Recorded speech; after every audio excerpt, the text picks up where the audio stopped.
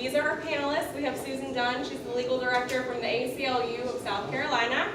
Christina Mora, he is from California, and he does a lot of work with the immigrant community and DACA recipients. May Hamdi, she is on the board for Grand Strand Action Together, and she's also an immigrant from Egypt. And then Jessica Barojas, who is a dreamer and also a member of Grand Strand Action Together. I'm going to let them tell you just a little bit about themselves, and then we're going to get started. Yeah.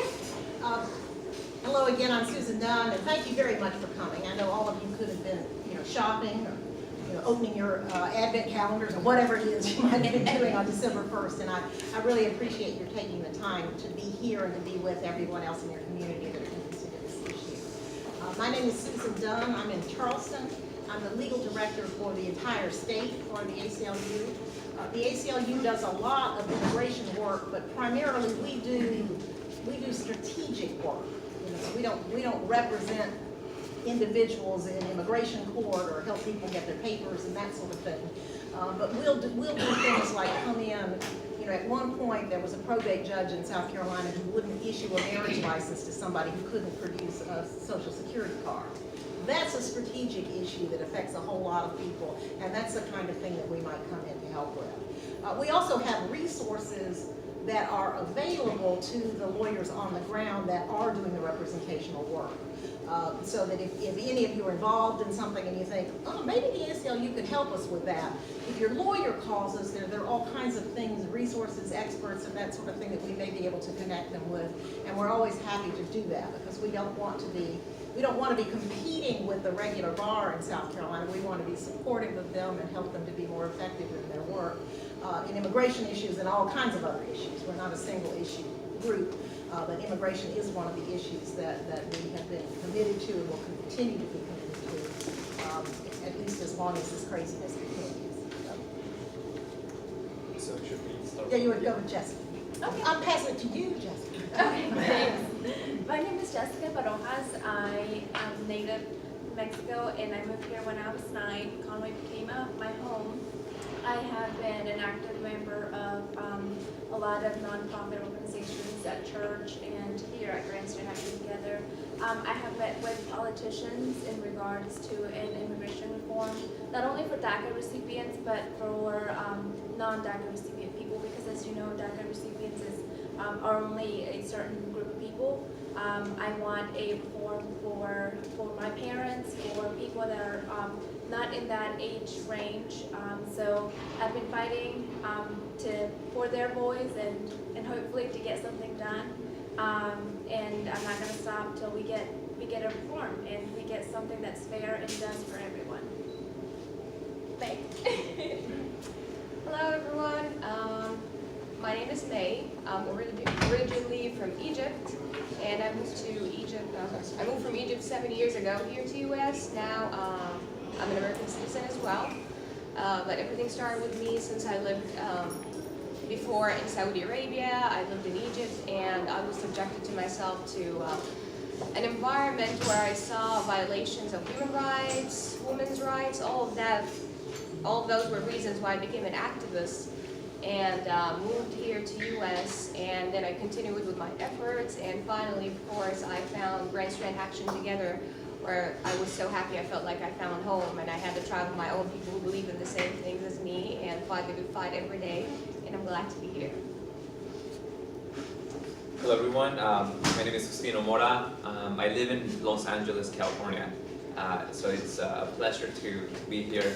I'm really glad to be here just to meet all of you, and also to share many of the things that I have personally lived, and also some of the things that we're doing not only in California but across the nation to support immigrants all across the nation.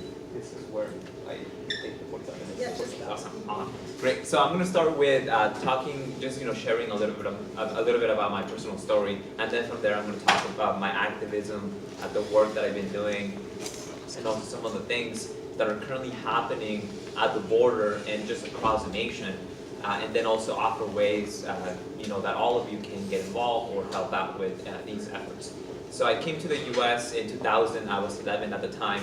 I came with my mom, my 2 siblings, and we came not because we wanted to because we were forced to. We grew up in extreme poverty, and my mom at one point in time, she realized that she wanted to give us a better life.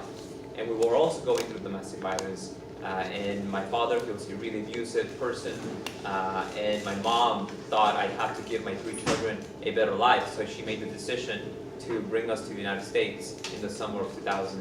And it wasn't an easy decision. It was something that I knew it took her a long time to think about the consequences, to think about leaving everything behind, because it wasn't only just coming over to the U.S., but it also meant leaving everything we had and leaving the small support network we had in Mexico to find a better life, to having a second chance. My father had told my mom that if she ever ran away from him, he was going to find us and he was going to kill us. So for my mom, it was a very difficult decision, and that's something that is really similar to the things that are happening today with the migrant caravans, many of the migrants coming over to the U.S. So we came over. Even that wasn't easy, as many people, as some media channels might say. It was a really difficult, transition coming over to the U.S. in the very beginning for my siblings and I. It was a culture shock. I was 11 at the time. I didn't know the language. So my siblings, coming, being the best students in Mexico, coming over to the U.S., having the, this barrier, the language barrier, and not knowing what was going on, it basically took a toll on us. We didn't know how to adapt, but eventually we were kids, 11, my sister was 12, my brother was 9. We quickly adapted and learned the language, but that was also in thanks to we had bilingual education, so that helped significantly. That is the reason why when I think about education, not only in California but across the nation, I support bilingual education. I think public education is really important for all children. And in the beginning, also there was the constant fear of getting detained, of being separated from my family. My mom told us from day one, and also the family that I had here in LA, they told us to avoid interacting with police at all costs, that we had to behave, that we had to just go to school, come back home and do homework. That was our job. And so any interaction with police could potentially lead to, some family members getting arrested and eventually, detention and deportation. So that was the mentality, that was the environment that we grew up here in LA. Just, avoiding law enforcement, avoiding any conflict, and just doing well in school. So, and I remember in 2006, there was a bill that was proposed at the national level. If I recall correctly, I think it was called HR 4460. It was known as the Sensenbrenner bill, and that would have made it would have implemented a law really similar to Arizona's SB 1070, which is a really anti-immigrant law. It would have criminalized being an undocumented immigrant or even helping undocumented immigrants. So that mobilized the immigrant community and supporters across the nation in 2006. So that was my first time seeing the impact and the power of mobilization, of seeing people mobilizing and pressuring Congress not to do something that would have been extremely horrible for the nation. And at that point in time, I was really shy. I didn't know how to speak publicly, and I probably would have frozen if that would have been me now. So I realized I needed to get involved. At the time, I was also planning I wanted to go to college. Nobody in my family had gone to college. So I wanted to go and become an aerospace engineer. And I was a junior at the time in high school. And I remember when we had to do a research project for the field that we were interested in, that's when I learned that if you're undocumented, every single job that is in the aerospace industry, you cannot apply to any of those jobs. You have to be a US citizen. So that was the first time when I started realizing, wow, like being undocumented is going to be more difficult than I thought. My mom was really clear with us from day one And she told us, I remember when I was 11, she said, we're going to the United States, we're going to be undocumented, that's going to have a lot of obstacles, but I don't want you to give up.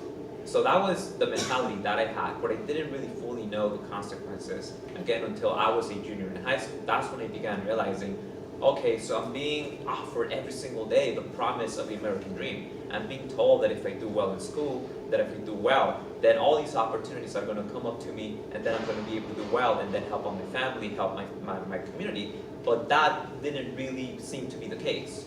That didn't really seem to be the case for other students that were also immigrants, but also students of color in general. So that's when I realized, okay, so there's something more complex going on. And I remember that I did really well in school. I graduated in the top 10% of the class in high school. I was captain of the track and field team, some cross country team. I was involved in my church. I was the co-chair of the youth group. And then I was also working part-time, 20 hours on the weekends, to be able to, help my mom pay the bills, and also to just cover my own expenses. Because I realized that, my mom, she was working 2 jobs at the time, a single mom of 3 kids in the United States as a woman of color, and also as an undocumented mom, was really difficult for her. So I got to see her sacrifices, how much work she put into everything to be able to give us a better life. And by the time I realized, okay, I want to go to school, I don't know how I'm going to do it, but I need to go to school, because my mom told me that education is the key to success, is the key to a better life. So I have to continue with my education. And I remember I got all these acceptance letters from all these different colleges telling me, congratulations, you've been accepted into the Department of Aerospace Engineering. You can enroll in fall of 2007, right? No, 2008. And I was like super excited. But then, the realization of being undocumented, of being ineligible for federal financial aid, or just any kind of state financial aid, or even scholarships, that's when I realized, okay, I need to find another way. But, it also had a huge impact in my, I guess, self-esteem, and also my ability to realize and to realize my own full potential. So when I went to community college, I said, I'm going to go to community college, because I had met another student who was undocumented and who had been able to get a full scholarship to college. And I realized, if he can do it, I can do it too. So when I went to community college, I got involved in sports. I became one of the fastest runners in Southern California. So I was on track to fulfilling that goal. But then I realized, no, this is way too draining. I don't want to put myself through this struggle to be able to achieve my goal of becoming an engineer. And I decided at around that same time to get involved in activism. I was really lucky to have another friend who was undocumented, and she was really outspoken. She was really outspoken. She would say that she was undocumented. She was doing presentations at many high schools.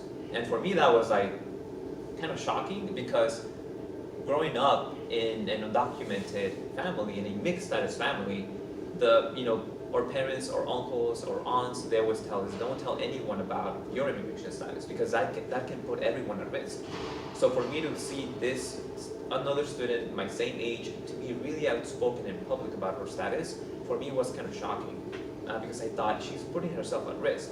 But then over time I began to realize the power of doing that. And I remember one time she said, hey, Justino, I'm doing a presentation at a high school. Would you be willing to come over and help me out? And I said yes. And this was for the final project of our English class, so my grade depended on it, right? So I said, sure, I'll go. And I told her, just remember that I'm shy, I can't speak to many people. And she said, that's fine, it's only 10 people, it's a really small presentation, and you're going to be co-presenting with me. And I said, cool. So I go to the high school on the day of the presentation, and she calls me literally 2 minutes before the presentation, and she says, hey, I'm running late, so you're probably gonna have, you're gonna have to take on my role. It should be fine. So I was like, cool. I was like, cool, that's fine. I can do this. And she said, you only have to speak about your experiences as an undocumented student, and that's it. And I said, okay. So I was thinking, okay, 10 people, that's fine. So I get to the school, the counselor, the principal greets me, he takes me over to the room. Is a cafeteria. I see 300 chairs, and I start panicking. And I see a bunch of parents come in, a lot of students come in, and I'm freaking out because I don't know what I'm gonna say. But then I realize, wait, most of these people they look like my mom. They look like my aunt, like my uncle. They look like my cousins. So I'm just going to pretend that they're my family. I'm just going to share what I have to say. So, you know, that fear went away really quickly. And by the end of the presentation, I realized the power of using my own voice. Many of the parents, and especially the parents, they came up to me and they said, "Thank you so much for sharing this information. We didn't know that these resources existed. We didn't know that our children can still go to college after high school and pursue their educational dreams." That's when I realized, wow, the power of activism, of getting involved in my community can have a huge impact. Yes, I may not have the money, but using my voice and getting involved in my community can change the lives of other people. So that's when I decided to be intentional about my work and to get more involved in my community. And since then, I got involved in many different campaigns at the local, national level. So I started little by little, right? And that's one thing that I tell people, like if you want to get involved in something, and you know, it's always good to, you know, don't go all the way in really quickly. You can just start by going to meetings, by maybe volunteering at an event. That's, you know, that's how I did it, and that's how most people I know did it. And I remember one of those campaigns that I got involved was 8 years ago. It was a fight for the Federal Dream Act. So how many of you have heard of the Dream Act? Okay, that's good. So at that point in time, the Democrats have control of the Senate, they have control of the House, and of course Obama was president, right? So we thought, okay, you know, it should be an easy job, right? But it turned out to be really difficult to get the Dream Act passed into law. The House passed the bill, the Senate failed to do it by a couple of votes. So that's when I realized that my loyalty shouldn't be to a political party, that my loyalty should be to the people. It should be to my community and to the people as a whole, because no political party is a salvation to my people. The no political party has that power. It is us, the people on the ground, that have the power to liberate ourselves. So that's when I decided, okay, I'm not going to have an affiliation, a political affiliation. My affiliation is to the movement. And I remember when I went back to California after spending 1 month in Washington, D.C., I spoke to my friends and I said, hey, we have to get the California Dream Act passed into law.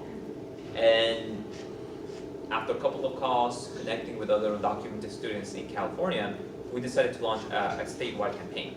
By then, the California Dream Act, it had been passed 3 times, but it had been vetoed 3 times. So we thought, we have the power to pressure Governor Jerry Brown. And you know, that's exactly what we ended up doing. So we ended up forming this coalition of student organizations, of community organizations. We got the business sector involved. We got so many people involved in the statewide campaign that by the end of the campaign, we had mobilized more than 1,000 people, just our own group, more than 1,500 people on the ground. We had collected more than 20,000 signatures online. And for us to do that, at that point in time in 2011, it was, you know, kind of rare. And I led the efforts of integrating online organizing with offline organizing methods. And that's how we were able to get, you know, that many signatures. In fact, I remember when we launched one of those campaigns. How many of you have heard of change.org? Okay, cool, awesome. So in the beginning, and I don't know how it works right now, so change.org used to send faxes. So every time a person signed a petition, it would send a fax to the legislator, the person who was a target on that campaign. So imagine the California Assembly getting more than 14,000 faxes in a span of 3 months, right? So we jammed their fax machines, and I remember we got a call from Sacramento, the state capital, and one of the legislators was complaining. They were like, hey, you have to shut that down. Like, our fax machines are getting jammed. So that's when I realized, oh, it's working. So if you ever do anything and you get complaints from elected officials, just know that it's working and just keep doing what you're doing, right? So fast forward, we ended up getting the California Dream Act into pass. And the California Dream Act, it doesn't give, it doesn't give citizenship, any kind of immigration status. Only what it does is that it gives undocumented students, those students that meet the in-state tuition criteria, to apply for and receive state financial aid.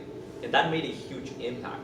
So even if you're a US citizen or legal permanent resident, but you fulfill the in-state tuition requirements, you can still apply for the California Dream Act. So it doesn't discriminate people based on immigration status. It just says, cool, if you came to a California high school, if you completed your GED, you can apply for in-state tuition and apply also for state financial aid.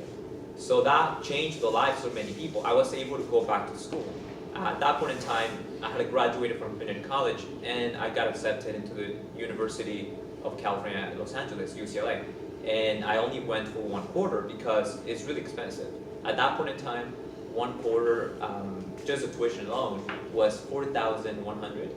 And I didn't have that much money. So I had to save for school, I had to apply for a few scholarships, and I just went for 1 quarter because I didn't have enough to pay for the remaining 2 quarters. So when the California Dream Act passed, I was able to go back to UCLA and continue my education. And I know that that helped tens of thousands of other students since then. And education is something that is really important for our population. We need people who are informed, educated, so that way they can make the right decisions. In 2012, we decided to do something that at that point in time many people told us was impossible. How many of you remember seeing maybe newscasts, like maybe news reports about undocumented students asking President Obama to grant DACA in 2011 and 2012? Okay, so a couple of you. Cool. So at that point in time, when we decided to do that at the national level, many people told us that we were crazy, that was not possible. Even Democrats, even people who were strong supporters of undocumented youth, they told us that was not possible. They told us, even President Obama said in public, he said, I don't have the constitutional authority to do so. Of course, one of my friends, being the amazing leader that she is, she decided to spearhead the legal component of the campaign. And she got more than 110 constitutional law professors from around the country, from Yale, Harvard, UCLA, etc., UC Berkeley, to write a letter and say, President Obama, you have the constitutional authority to do so, and here's the proof. And I don't know how he reacted. I wish you could have seen his face when he received that letter, saying, we are 110 constitutional law professors, and we can just verify that you do have constitutional authority. So that was only one component. The other component was mobilizing people on the ground, getting community organizations, labor unions, and then the business sector as well, to pressure the Obama administration. And that shows the power of organizing, of just forming coalitions and fighting for something, even if other people tell you that it's not possible. So by June of 2012, we had already put a lot of pressure on the Obama administration. Another component was the media campaign. We did an amazing job on that piece. Obama's approval ratings within the Latino Latinx community went from like 66, 68 early 2012 to low 20s in June, because we made sure to tell the media what was actually going on. And at that point in time, deportations were actually really high. Deportations under Obama had been the highest than any other administration in U.S. history. So more than close to 3 million people were deported under the Obama administration. So that's one thing that we focused on the media in 2012, and that pressured him, given the fact that he was running for re-election, to grant DACA. So DACA came as a result of the organizing of immigrant youth, the the efforts of allies who pressure the Obama administration to do the right thing. So that's one thing that I like to tell people, because sometimes some people imagine that Obama woke up one day and said, you know what, feeling kind of generous today, I'm gonna sign DACA. No, it didn't happen that way. It came as a result of immigrant youth putting their lives on the risk. I have friends who they did civil disobedience actions, even though being undocumented, and they risked getting detained and deported. And they played a significant, a major role in pressuring Obama to do the right thing. One of the things that I do is I like to combine politics with technology. I love the intersection of technology and tech, of technology and politics, and I created a few tools that have been really instrumental in mobilizing people. So in 2013, I worked with, I participated in this hack. How many of you have heard of hackathons? So hackathons. So hackathons, they're like events where you get to participate with other software engineers, graphic designers, and you form teams. And then you try to create maybe mobile applications, websites, or other tools, technological tools that address a specific issue. So in our case, in 2013, Forward US, which is an organization that was co-founded by Mark Zuckerberg, by all these people in Silicon Valley, they hosted this hackathon, and I was one of those 24 undocumented students. And my team and I, we created this application that allows people to find out who their representative is based on your zip code. So you go on the website, you type in your zip code, and then we tell you, okay, this is your Congress member, and this is how you can contact them. And we tell you where they stand on immigration reform. Are they in support? Are they neutral? Are they against it? And then we make it very easy for you to communicate with them. So with a touch of a button, you get directly connected to their Washington DC office at no cost to you. So that's one of the tools that we created. Those are some of the tools that I believe in, that we need to make it very easy for people to get involved in politics, for people to take action. And then fast forward to some of the things that I'm doing nowadays. I also believe in the power of social media, utilizing social media to bring about change. I co-founded a platform known as Undocumedia that we help a lot of people, get informed, get educated, and I've been using social media for quite a while, and I've seen the power that it can bring to communities. Through it, I have collaborated with other people around the nation to not only pressure politicians, but also pressure businesses to do the right thing and support people on the ground. 2016 was life-changing. One, because I didn't expect that Trump was going to win, to be honest. No, I think no one did. Yeah, so very few people did. My brother, he sort of knew. I didn't believe him. Yeah.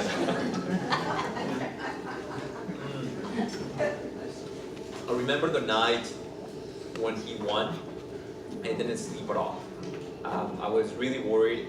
I was freaking out, also with other of my friends, because we knew what was going to come next. So for us, it was the need to organize, to find ways to protect our loved ones. That became, the biggest priority. So I remember I called my best friend and I told him, hey, we need to talk. We went to Denny's. We didn't sleep all night. We were just there drinking coffee and then just trying to figure out what is it that we're going to do. We thought, okay, the first thing we need to do is inform and educate our communities about their rights. If we have rights, we can definitely utilize that. And it was 5 a.m. I decided to go back to back home to visit my family, and then have that conversation with them. And I was waiting in the living room. My mom wakes up to go to work. She comes into the kitchen, and then I have this really sad face, and I tell her, we need to talk. And then she's like, oh, it's about the elections. And I was like, yeah. She's like, yeah, I know. Trump won. And I was like, yeah. And then I'm really, really sad and kind of depressed, right? Getting depressed. And then my mom, she's like, kind of happy, right? Getting ready to go to work. And I'm thinking she's probably not realizing the full consequences of this. And then I tell her, yeah, it's gonna be really bad. Then she turns at me and looks at me and she's like, with smiling, and she tells me, oh, we have survived worse. He's not the end of it. So that made me realize the strength and power of our communities, the resilience of our communities, right? My mom, has lived through much worse, and she, didn't see Trump as a threat. In fact, she became more empowered to, fight back, and that is the power of our communities. That we have to, keep that hope, and we have to fight back and stay close to our loved ones. Since then, many things have definitely materialized in terms of, what has been happening to our communities. All we have been seeing the news, and I want to focus right now on one of those things, which is, people coming over from Central America to the U.S. to, seek asylum. So, seeking asylum is not illegal. In fact, that is part of, that is U.S. law and also international law. So the migrants coming over from Central America to the United States and them asking for asylum is not illegal. So whenever the U.S. government, whenever the media says, oh, that's, they cannot do that, they're just lying. Another thing is what is causing the migrants from Central America to come over to the U.S. Now this is more, a more complicated issue because, there's many different components. But one of them that we definitely have to address and, accept is the United States government's role in destabilizing those countries. The United States government's role in interfering in those countries' governments and creating the conditions that lead the people to leave their homelands. Nobody would leave their homeland if they had the resources, if they had the public infrastructure for them to have to have their lives in their home countries.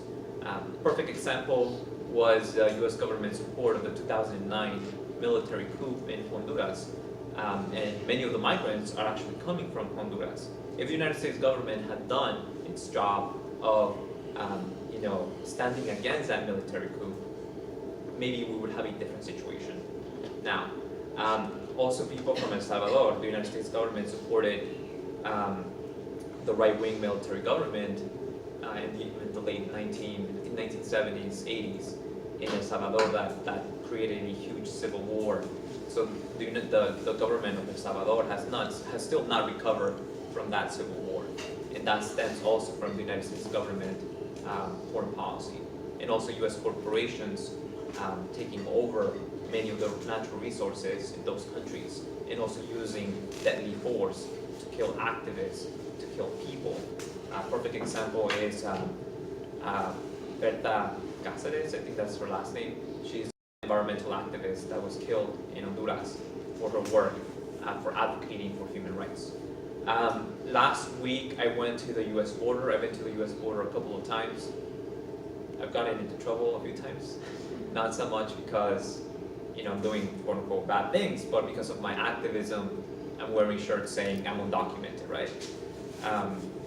So I was there last week with a couple of friends to show our solidarity for the migrants, and we participated in this march really close to this, literally right next to the U.S. border, and we ended up walking a few blocks to the San Isidro point of entry, which is literally at the border. On the other side of the border is a migrant caravan, and I think at the current moment it has grown to maybe 7,000 people that have come over from Central America to Tijuana. So we have this really complicated condition. So we ended up marching over to the San Isidro point of entry. Again, law enforcement and CBP, they were not, kind of, interestingly enough, they opened the way for us to march. We got to the point of entry. We saw absolutely no ill from law enforcement and CBP. However, on the other side, they were doing completely the opposite. So CBP, they started, throwing tear gas at the migrants. There were military helicopters that were flying really close to the ground. And at one point I was hearing, sounds like popping sounds, right? At that point in time I didn't know what it was until one of the organizers, they got a call from another person from the other side of the border, and then the MC, right in the middle of the rally, he said, hey, by the way, we just got word from one of our people on the other side that CBP, Customs and Border Protection, they're throwing tear gas at the migrants. So that's when it clicked, okay, the popping sounds is a tear gas. The reason why the helicopters are flying really close to the ground is to use the air from the helicopters, from the blades, and push the gas towards the people. So they're using military tactics. And then third, the helicopters were going into Mexican airspace. So that's they're violating international law. They're violating Mexico's sovereignty, and that's an act of war if we think about it. Now that led me to realize two things. One, the Mexican government is okay with it, so they're just like letting it happen. Or two, they're not going to say anything, right? The Mexican government has also been complicit with what's happening at the border with the migrants. One, they're receiving military aid from the U.S. government, so the Mexican government is acting as a puppet for the U.S. government, and enforcing, basically, also deporting Central Americans back to Central America. So that is the influence of the U.S. government, and there's also some anti-immigrant sentiment in the Mexican side, right? With a lot of people flowing into Tijuana, that creates the conditions for there to be division, and then the U.S. government also doing things at the border, that complicate things even further. So people from the migrant caravan, they need a lot of help. So I have friends who are part of many different organizations, Al Otro Lado, Pueblos Sin Fronteras, Border Angels, Trans-Latina Coalition, that are helping people on the ground, not only in San Diego, but also specifically in Tijuana. A lot of people that are going over to the other side, people who are legal experts, people who are U.S. citizens and have the privilege to go over to the U.S., to Tijuana, and help people on the ground. And people need food, are in desperate need of food, of medicine, specifically food. So that is the reason why I'm telling people that if they want to help, if they live far away from California, that the best way is to give a financial donation, because that's how you are going to have the greatest impact in Tijuana. So that's, in a nutshell, that's what's happening right now on the U.S.-Mexico border. I can go more into detail, but I don't know how much time I have, and I don't want to take that much time. So. I'm curious as to what information you have with regard to the 10 cities that are putting up housing for children in Tornillo. That is just, I just saw, I've been following that anyway, but I just saw a huge, 14,000 kids. Vice did a whole thing on that Tornillo thing, the fact that the FBI isn't doing the right background checks. I mean, it's just, so I'm just wondering what your thoughts are about that and what groups are trying to do. Maybe the ACLU can answer that question or help answer that question too, is to, I mean, to me, though, that's just like when they interned all the Japanese people during, World War II. It's ridiculous. And just curious as to what your take is on that and what the communities can do. Okay, so you're referring to the current internment of migrant kids in Yes. U.S. detention centers inside the U.S. soil. Right. Okay. Yeah, that is, shameful, but it's, a continuation of U.S. policy that has been, from the very beginning. It has happened to many different minorities, Native Americans, I can go on that list. So just the fact that now we have, hundreds of migrant kids and families who were separated for detention centers, and now many of them, the government doesn't know where their parents are at. They can't reunite them. It's only a reflection of what has been happening, sadly. But it's also, it should be a wake-up call to people around the country that if you believe in justice and freedom, we should be more not only active in politics, but we should be more aggressive in demanding liberty and justice for all. Otherwise, we're not going to see change. I mean, yes, Colleen makes an impact, but if we can do more, if we have privilege to maybe go to the Congress member's district office or maybe go to Washington, D.C., then if you have the means to do so, you should totally do so. If you have the privilege to get arrested, to do a civil disobedience, you should definitely do that. Because some people can't, unfortunately can't. So, you know, those are my current thoughts at the moment about this issue. Before we get into the Q&A, we're going to have Susan talk a little bit about interacting with ICE, and then Jessica's going to kind of just talk about what we can do in our local community to help.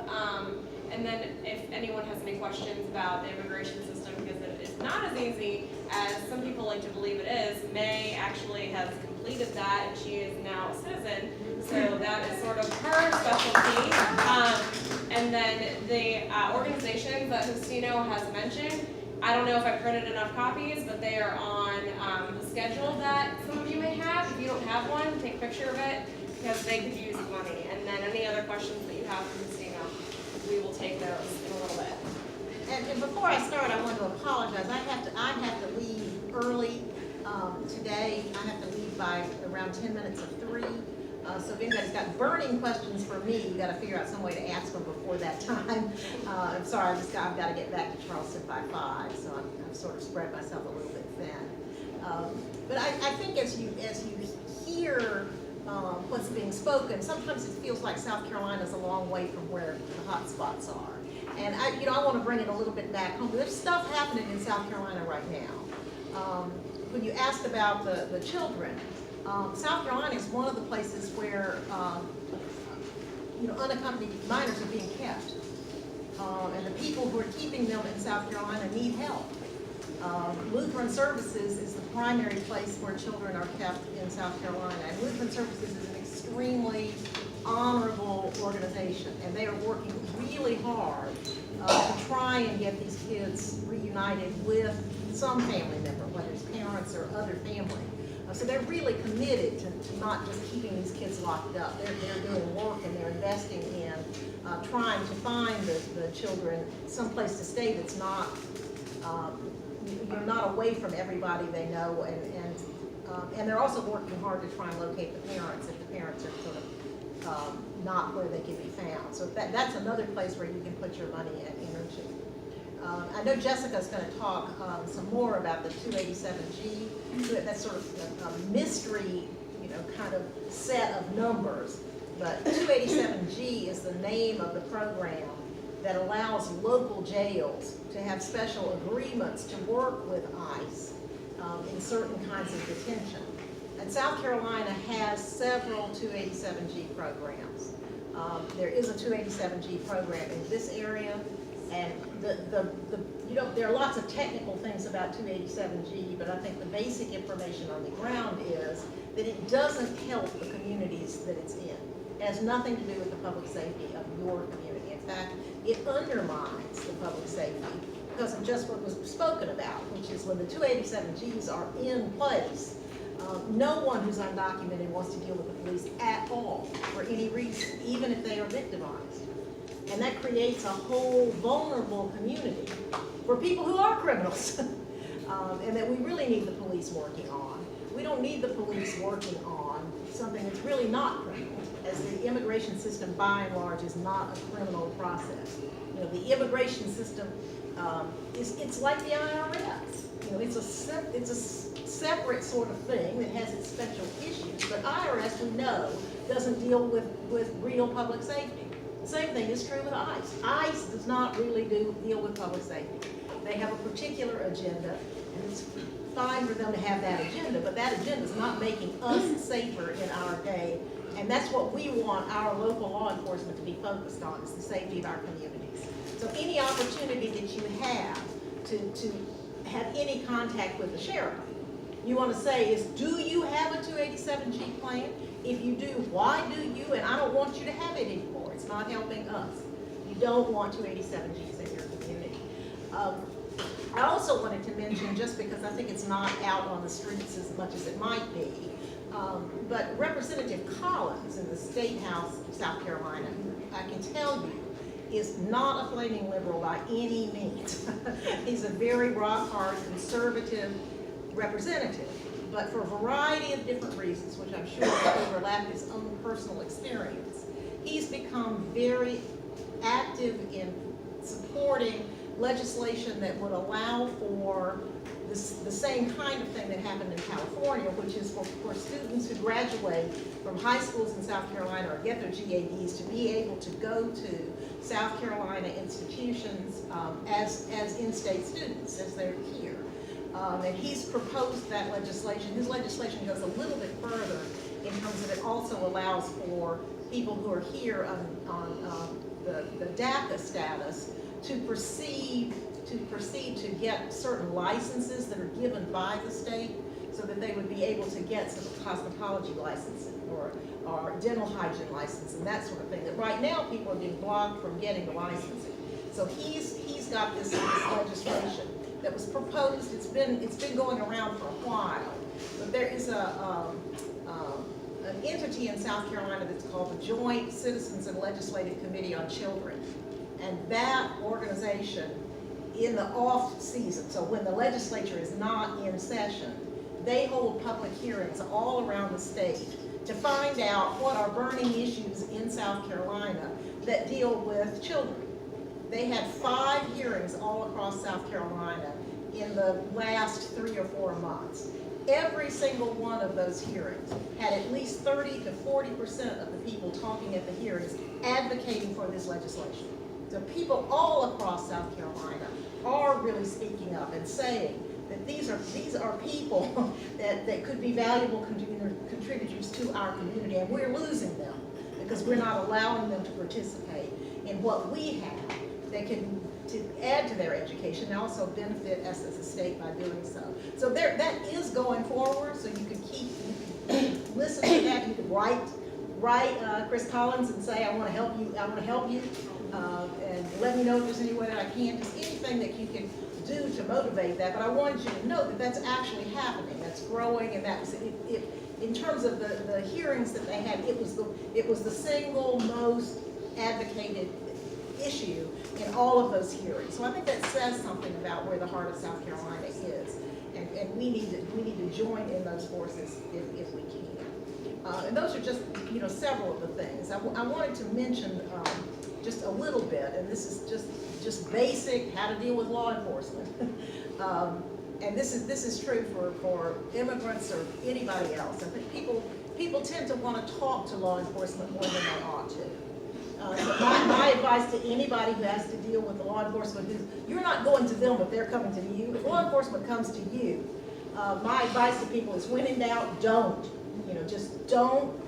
You are pleasant. You're willing to give your name and where you live, but you don't want to get talking to them about anything, just because you really have no idea what's going on, and you can get caught in things that are not helpful to you. And you can trigger things that the people in law enforcement are human too, and you don't want to trigger anything in them that might cause them to see you as a dangerous person. Now, frankly, little old ladies like me can get away with anything. Let's be realistic about who you are and where you're coming from. Young men are really at risk in dealing with law enforcement, and it doesn't matter what they're called. But all young men are at risk in dealing with law enforcement, and we need to help our young men learn to be quiet and to learn how to not trigger. It's unfortunate that that's true, but that's the reality, and we really want that to be the case. Also, if you are part of the immigrant community, so if you've got a job, the fact that you've got a job, might not be a bad thing for them to mention. That you go to church, that you're worried about being late because your mama's going to worry. I mean, anything that makes it clear that you're really a part of this. I mean, this is where you live and work. Means you're not a flight risk. Means you're not, so even if the police officer is going to give you a ticket for speeding or something like that, you don't care really about getting a ticket. You care about being arrested. You care about going to jail. The tickets you can deal with. And you should just get a ticket unless you appear to be dangerous or flight risk. And the flight risk is the pieces they want to see that you are really a part of the community. I really even suggest, this may sound like foolish little things, but I suggest that people keep a copy of their a utility bill in their car, a bulletin from their church in their car, you know, where it can kind of be seen by somebody who, anything that makes it clear that you're not just here for this night, but that you're part of this community. Things that show that for sure, that are just hanging around your car might not be a bad thing to have. I also encourage people that, you know, whether you've got current trouble or not, it doesn't hurt to be friendly with a lawyer. At least friendly enough to get their business card. Just having their business card in your pocket, whether they're representing you or not, it can be helpful in these situations, because if you've got a lawyer's business card, again, it communicates to the police officer on the street that you're somebody connected. You know, that they might need to worry about how they treat you. And you want to be the kind of person that they worry about how they treat you. And having, as strange as it seems, just having a lawyer's business card, you know, in your pocket can always be helpful. And then the question of, you know, that I need, can I call my mom? Can I call my preacher? You know, any of those things that indicate that you've got somebody to call is not a bad thing when you deal with law enforcement. So that's just, you know, really, really basic sort of things. But, you know, I do want, you know, our office is here, our office aims to serve. We are a small operation. I'm the only lawyer we have for the entire state. There's no way in the world I can actually do every civil rights case in South Carolina, because, you know, we cannot keep up with the government. But we can take some, and we do have, as I said, access to information and other sorts of things that can be helpful, and can be helpful in ways that we can do more effectively than actually bringing lawsuits. Bringing lawsuits are a lot of commitment of time and energy to do them right. Making a phone call and just scaring people is not so hard. So I do a lot of, you know, calling people and having them be scared that I'm calling them, and it's a good thing to do, and we're happy to use our ability to scare people in ways that are effective and efficient. And we're, you know, we're here to be part of the work that happens in South Carolina. Ready? Thank you. So yeah, a lot of members of my community have been fearing this G287 center that is here at J. Reuben Long. I believe it's been there since 2016, or maybe It's the newest one. it's the newest one. So there's 4 others in the state. This one is for Horry County, and it's not just. Now they've trained 4 agents to be They implement immigration. Not only are they there to implement or to get a citation, but once they get checked in, they go through immigration background checks. So they get fingerprints, name, and then that's when they are an officer there then questions the person about their legal status.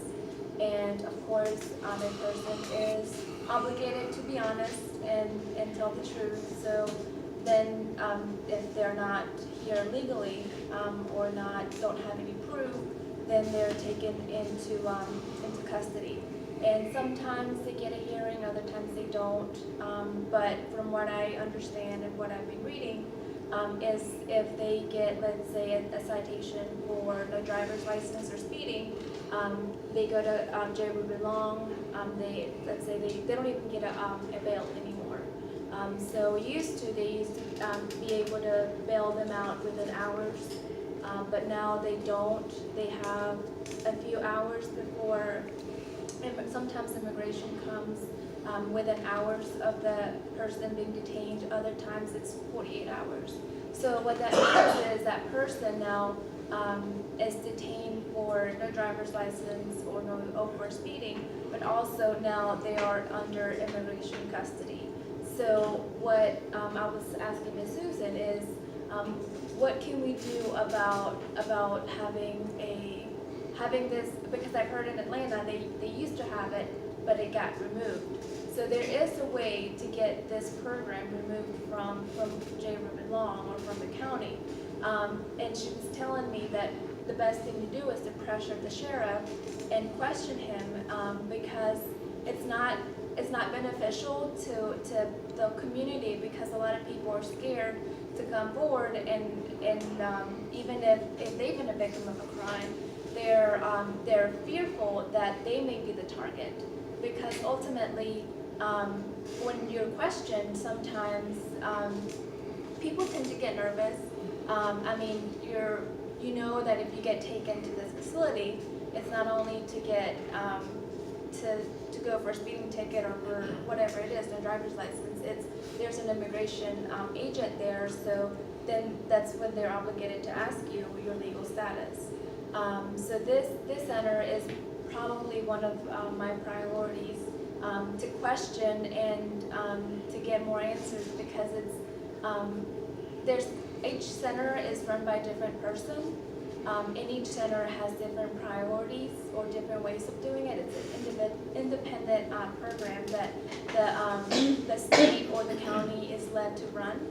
So my next project is to find out more about the project and talk to Sheriff. Sheriff is Philip Thompson, and ask him how he's running the program, and talk to other representatives and tell them that this is not beneficial to our community. Instead, people are being silenced and they're not speaking up about other crimes that they're victims of. And another thing that I wanted to get people familiar with is the SC code 173170. This code was implemented a few years ago, and what that means is when people are stopped for whatever reason, it has to be a legitimate reason, no driver's license, or running over running past a stop sign, or whatever it is, a officer of immigration status. So what that means is, so what is it? It's a lawful stop. The police must ask about their immigration status if they have a reason to suspect that the person stopped is undocumented. Now the person driving and the passenger should not be questioned, but the person driving the vehicle does not have the answer. The person can, and I have a card here, I'm going to make copies of it, but they have the right to remain silent. They don't have to respond. They can ask to speak to their attorney.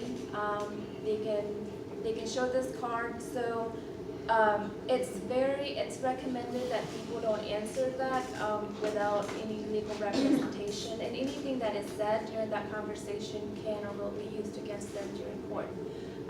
So it's very possible that I haven't encountered it, but I know that if they get an answer, no, I'm not legal here, or I don't have a legal status, then here at this J. Reuben Long, it'll be hours before a person is placed in deportation proceedings. And walking on the street, they have to, if stopped, they can also stop you, but they have to have a legitimate reason to stop you. If you're stopped, stay calm and do not resist or run. And a lot of times you have the right to question them why they stopped you. Why are you being stopped? Why are you being questioned? And if they don't have a legitimate answer, then you can tell them, am I released? Am I free to go? There's nothing that you need from me. If you feel like they're trying to get you to speak, or they're trying to get you to release your status, remain silent, and they should, if they don't have a legitimate reason to keep you, then you should be able to walk away calmly. Don't say anything, sign anything, or make any decisions without a lawyer. That's even if a person is detained at J. Reuben Long. A lot of times, officers will tell people, this is for the better. If you sign this, you'll be better off. You'll never see your family again if you don't sign this. I recently helped someone at my church that went through this. He got pulled over about 3 weeks ago for speeding. He got taken to David Long. He went to, actually, he did have a hearing the following day. The county released him, I guess you could say, from the speeding ticket, but the minute he was released, ICE agents were waiting for him and took him right to Atlanta. So the court or Horry County can release that person from the ticket or the citation, but once that happens, then ICE agents are waiting for that person to be released and then taken into custody. And they told him, if you sign this document, you know, you'll be better off. You won't have to, it'll make the process easier. And he thought that it would. He believed them, and he signed it, and now he is in deportation proceedings. So that is very important to make sure that you talk to an attorney, that people talk to their attorney before signing any documents. And it's not something that they won't make it easy for you to read it, because he even told one of us that they didn't let him read the whole thing. So I mean, they violate. We don't know exactly, because he can't afford a lawyer, and a lot of immigration lawyers here in the area are booked. It's very hard to find a pro bono lawyer around here. But sure enough, they did violate most of his rights, and without a lawyer, sometimes it's very hard to prove that.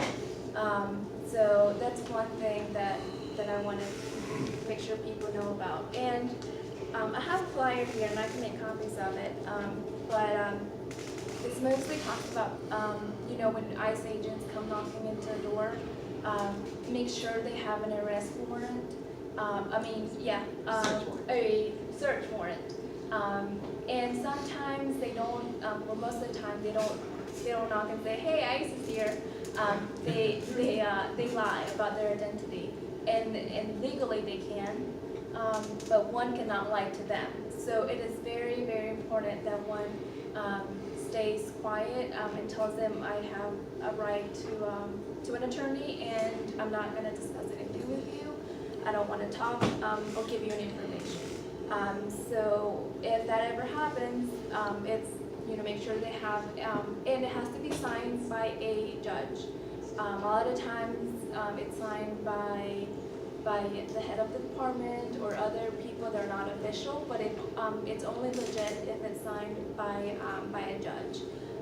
So it's always good to make sure that, and if they don't have that warrant, then a person is not obligated to open the door or to search. And one thing that is, and I don't know if you agree or not, but I've been to workshops, and I have this flyer that says that a person is better off not presenting their native ID, like their passport or their matricula or anything that shows that they are not here legally. To them, I guess it means that, okay, well, if you have a passport or a voting ID from this country, that means you're native to that country and you don't have any legal status here. So sometimes, like she said, and I've heard it from other people, it's good to have like a state issue ID, even if it's not like a driver's license. Like I've heard people say that school ID works, and then a utility bill, something that shows that it's you and I have a residence here, rather than Costco cards are actually yeah, useful in that situation. a lot of cards that they have Yeah, ID. it's real. Picture. Yeah, so that shows them that you are living here and you have a residence, rather than showing just a passport or something like that, something along those IDs. And sometimes when they do tend to ask you or have a conversation like, oh, where are you from? How long have you been here? Or how did you get here? So it's always good to remain silent. It's not good to engage in a conversation, because a lot of times they're not just trying to get to know you. They're trying to find out more about you and put you in a situation where you can't get out of. And it's in that situation, sometimes it's also good to have sort of already planned what it is you're going to say, because, you know, sometimes to not answer somebody's question feels really rude. Yeah. But if you have it in, my mama made me promise I would never talk until, so blame it on somebody else. Blame it on your lawyer, blame it on your minister, blame it on your big brother. Anybody who's told, I can't talk because, it's sort of like a little child being saying, don't go with strangers. You have that same kind of, I wish I could talk to you, but I can't talk to you because my mama made me promise not to.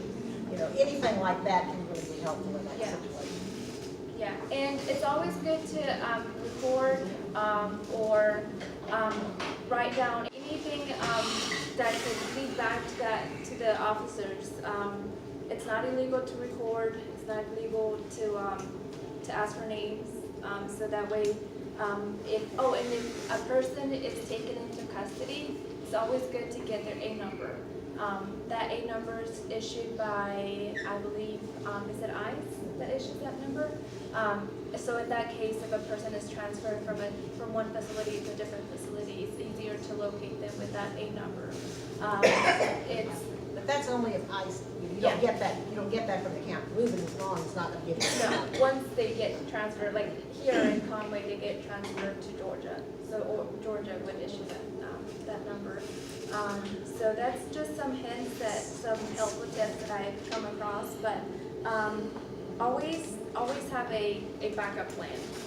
Always have a lawyer's phone number, have a plan with your family, yes. I don't mean to interrupt. It's okay.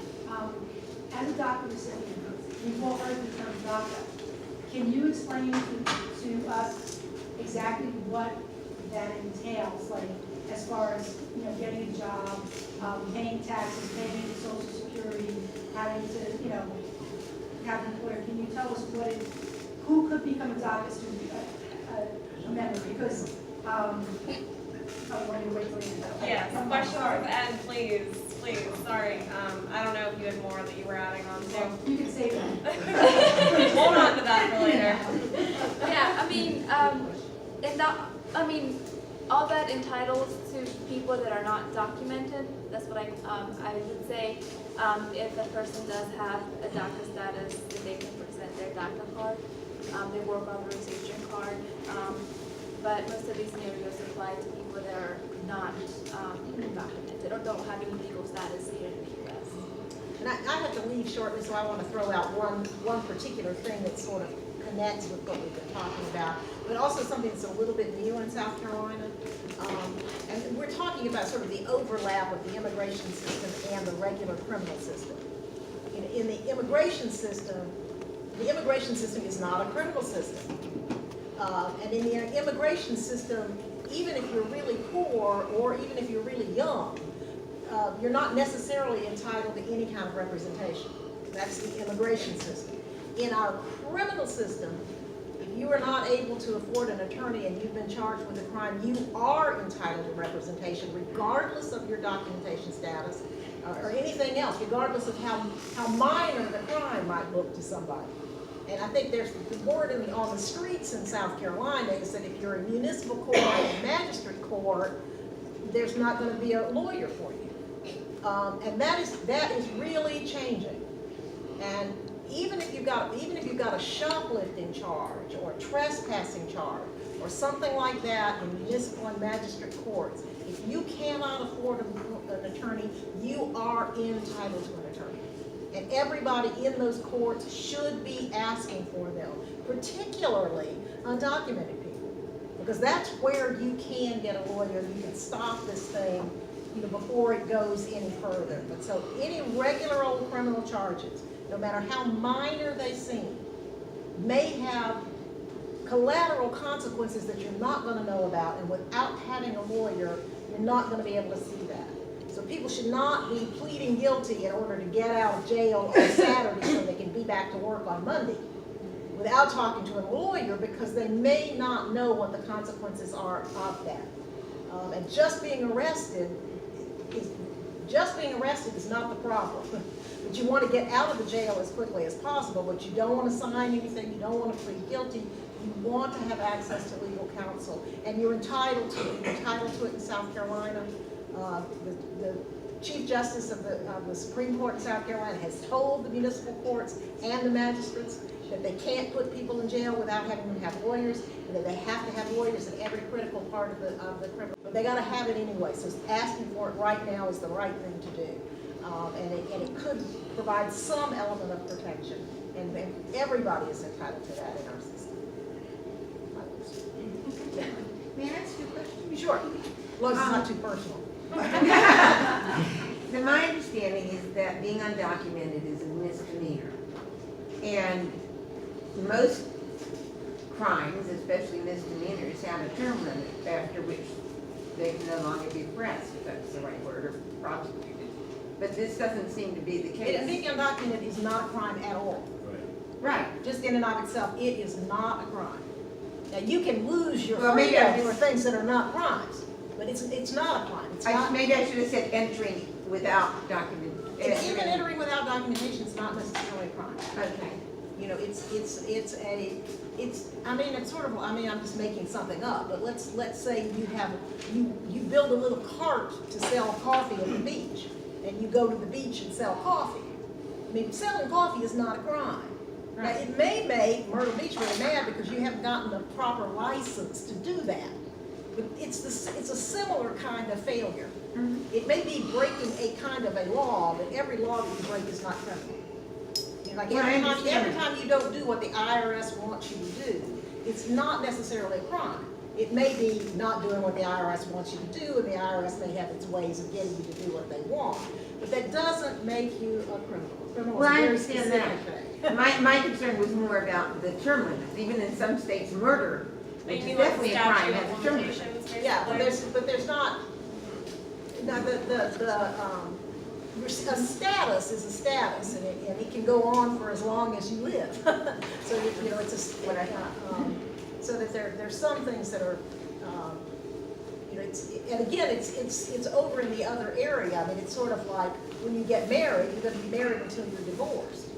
But even if you're separated from somebody, you know, the status, it's more like that kind of a status issue that has to be changed by some kind of a legal action. But it doesn't have anything to do with a crime. Okay, thank you.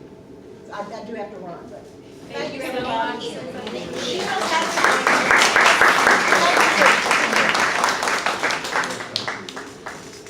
Sure. I wanted to touch bases on that about the immigration process and a little bit more, just to give a full picture of how things actually work, because there's a lot to it. So my situation is a little bit different than Jessica and Ostino, because I followed the process, right? I did everything they asked for, and I also moved here to this country at a later stage of my life. So as I mentioned earlier, I grew up in the Middle East. For many years, like for 8-9 years, I lived in Saudi and I lived in Egypt. I briefly lived in England, but for the most part, it was in those two other countries. And as many women in Egypt, unfortunately, I was subjected to physical and emotional torture, I would call it, honestly, after I learned a lot being here. Things that I perceived at the time to be normal. It was a lot of things that affected me, but of course for the longest time I abided by the customs, by everything. And then there came a time when I actually was lucky enough to study at the American University in Cairo. And thank God for that. I believe that education does really change you.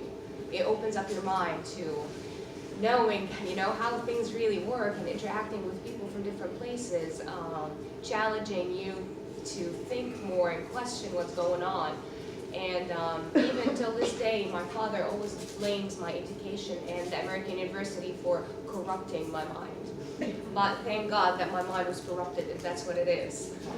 But after going through all of that and being a property to a man, whether it was my father or my ex-husband, domestic abuse, all kind of things, finally managing to get my rights, or not really my rights, but my freedom, then going through all of that made me empathize with people who were less fortunate, people who had other, Egypt is famous for corruption. 50% of the people live beneath poverty line. So when the revolution happened, I was among the first people to be on the streets. I participated. I've seen a lot. So finally the revolution was over, thought things was gonna improve, things didn't improve, and then I was like, I'm done. I can't take any more than that. I'm only human, you know. I can't deal with all the injustices inflicted on me, on other people. I can't really make more change. I'm gonna lose my mind. I need to get out of here. Especially that during that time, I went through some accident that made me, I lost control over my legs for a while. I had to go through some medical stuff. And once I started walking, I was like, I'm leaving. I'm going to US. In the culture there, of course, it's looked down upon girls who travel on their own. Of course, that's shameful. You'll be shunned. You'll be considered a cast out, but I didn't care. It was time for me to break the shackles. And I moved here. It was the American dream, everything I've seen in the movies, everything I read about. I thought, you know, that I don't care about any struggles I'm gonna go through here, the financial struggles, whatever it is. But I was willing to take the risk because to me, my freedom and having a voice was the most important thing, right? And then I wanted to do things the right way, the way he said it would be. And of course, there comes the first thing, if you're gonna do that, you need an attorney. There's all this process that I don't understand. Like I read, thank God my English is supposed to be good for somebody who's not from here, but reading all these documents, all the things, and they emphasize that, you know, if you miss a word, if you just write something wrong, you know, you can ruin your whole application. And it's a lot of money, and that money, like, so of course you need an attorney, and to get an attorney, it's a lot of money, and to get that money, I need to work. You work when you still don't have, you know, everything set right and your permission. So of course, and at that time as well, I just started walking again, so my back wasn't helping me. It was a spinal injury that I had. My back wasn't helping me. Throw some money here to get a paper and just, you know, come and enjoy his time on a vacation and then leave again. So the criteria itself was so unfair in my point of view. But still, I went through it. And I was exposed to just that you have to let everything open for them your whole life. And I didn't mind, I didn't have anything to hide. And then comes my interview with my immigration officer. On my first visit, I stand up, I do the oath, and I'm gonna be truthful, I'll say everything, and I sit down. And one of the very first questions I was asked, are you a terrorist? So I smiled, I'm like, no ma'am.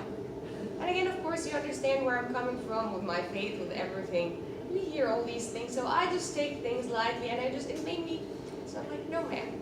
And then, have you got any sort of military training? No ma'am.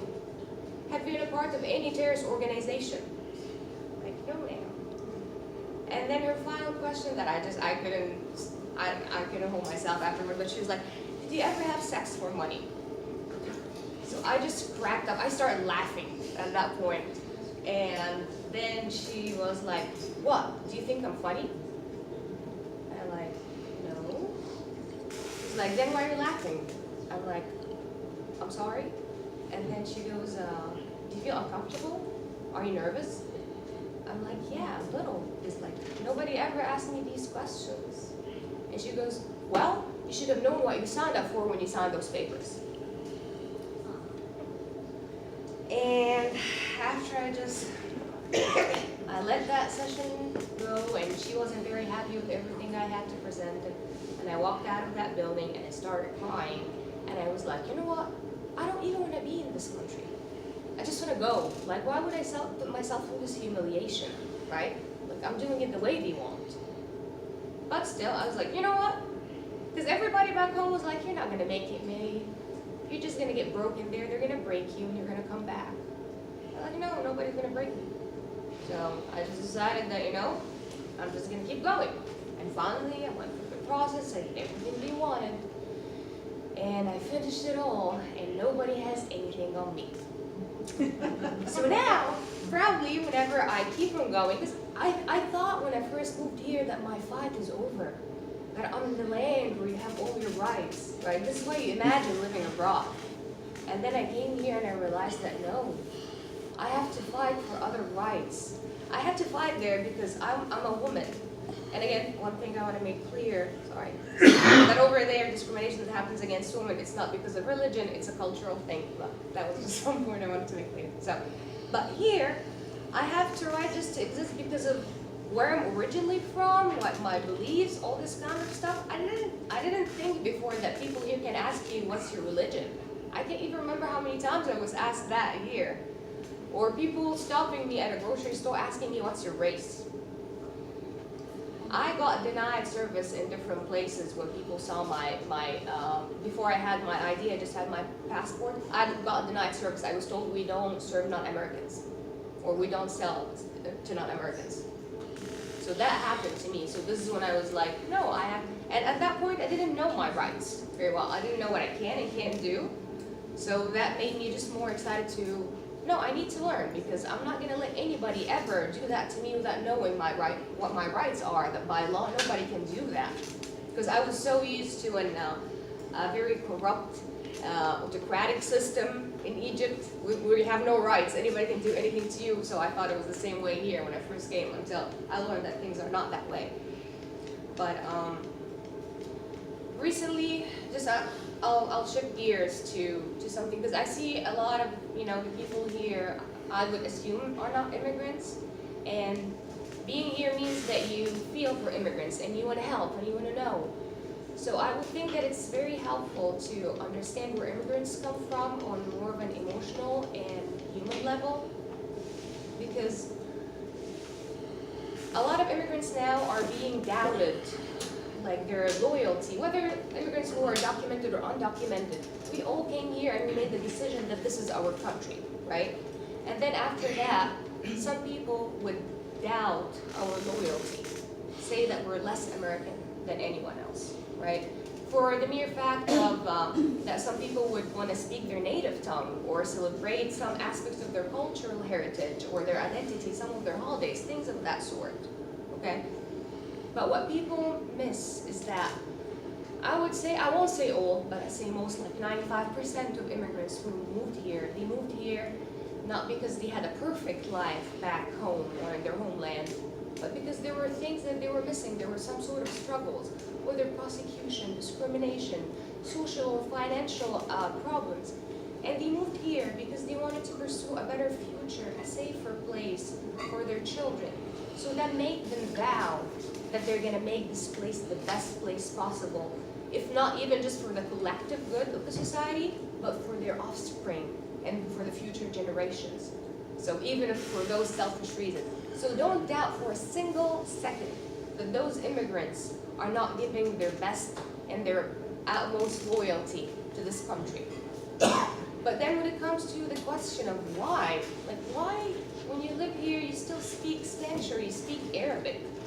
And that's a valid question. The why. Okay.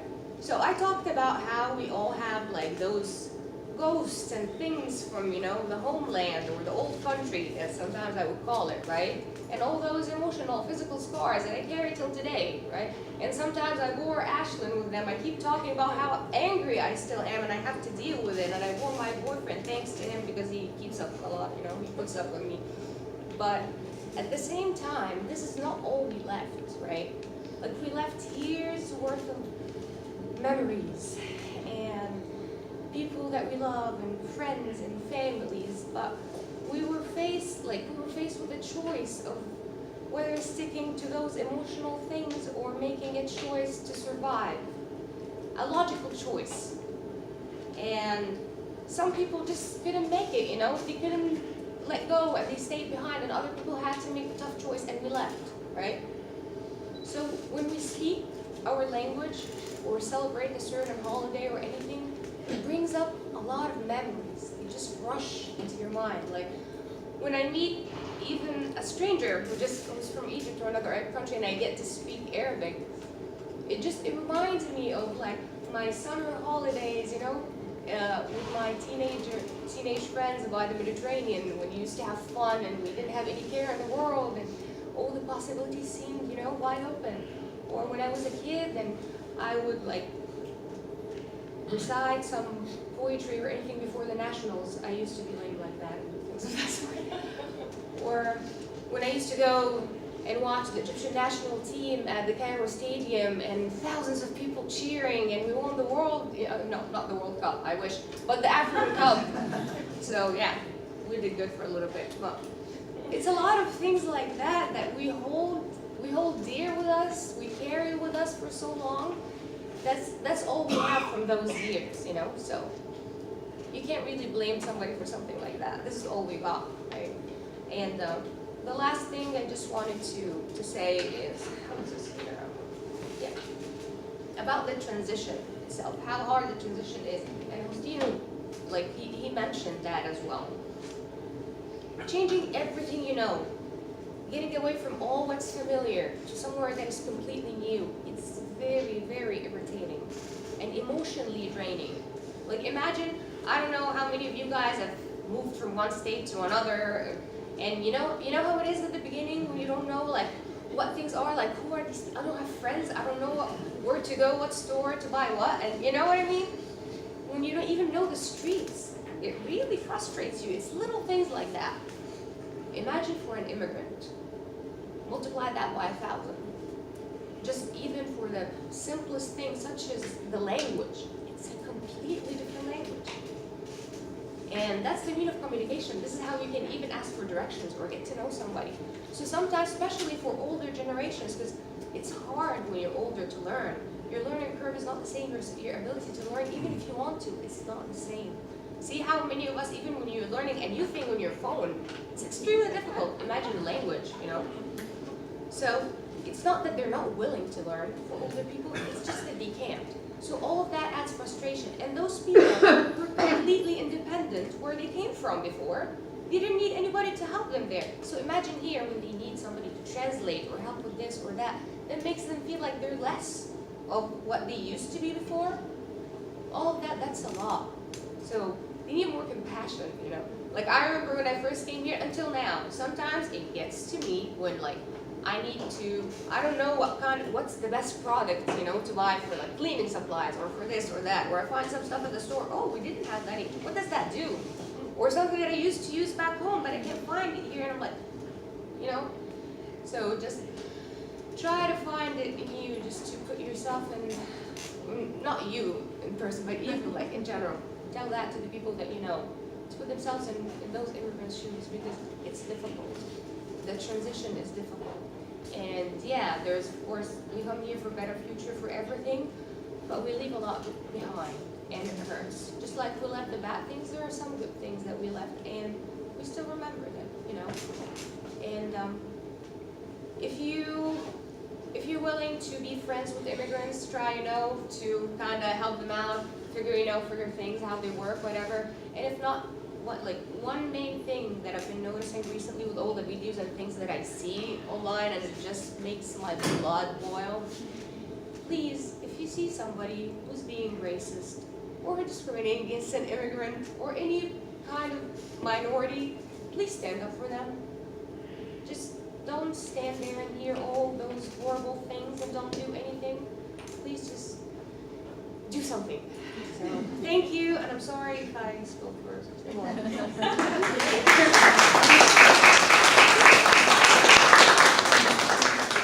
Okay, so if no one has anything they want to add, we can do the Q&A.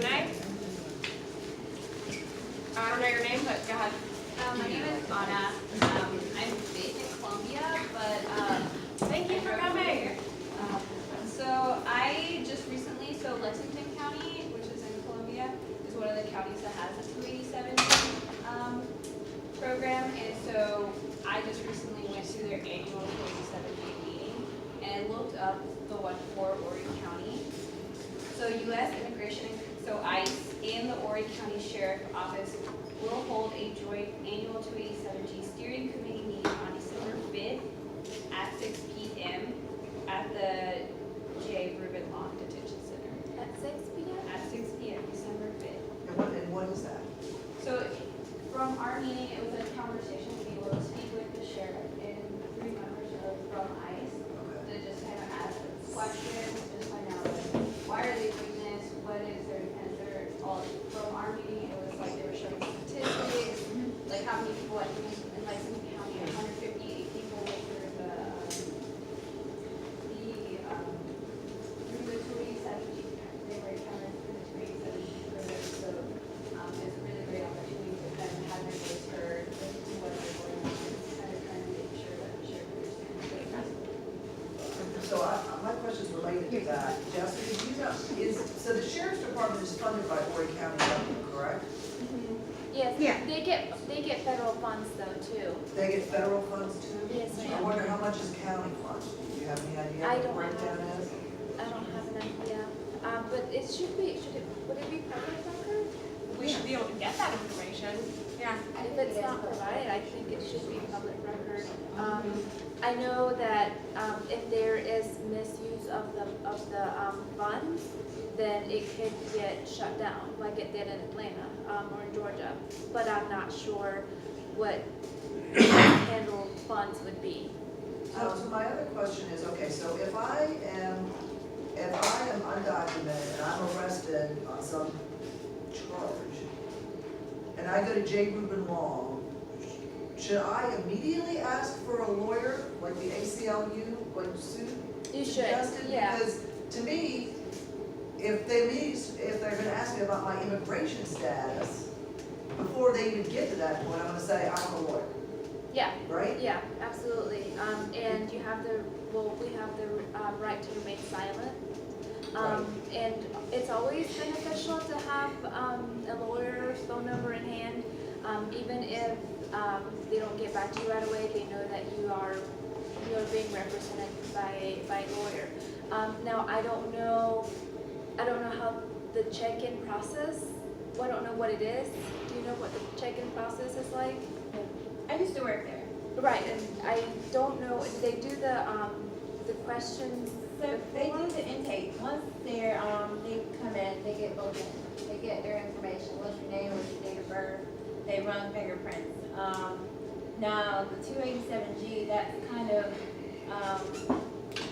started after I left, but I know they incorporate that everyone who gets booked in who is not a U.S. born citizen will be ran through 287G.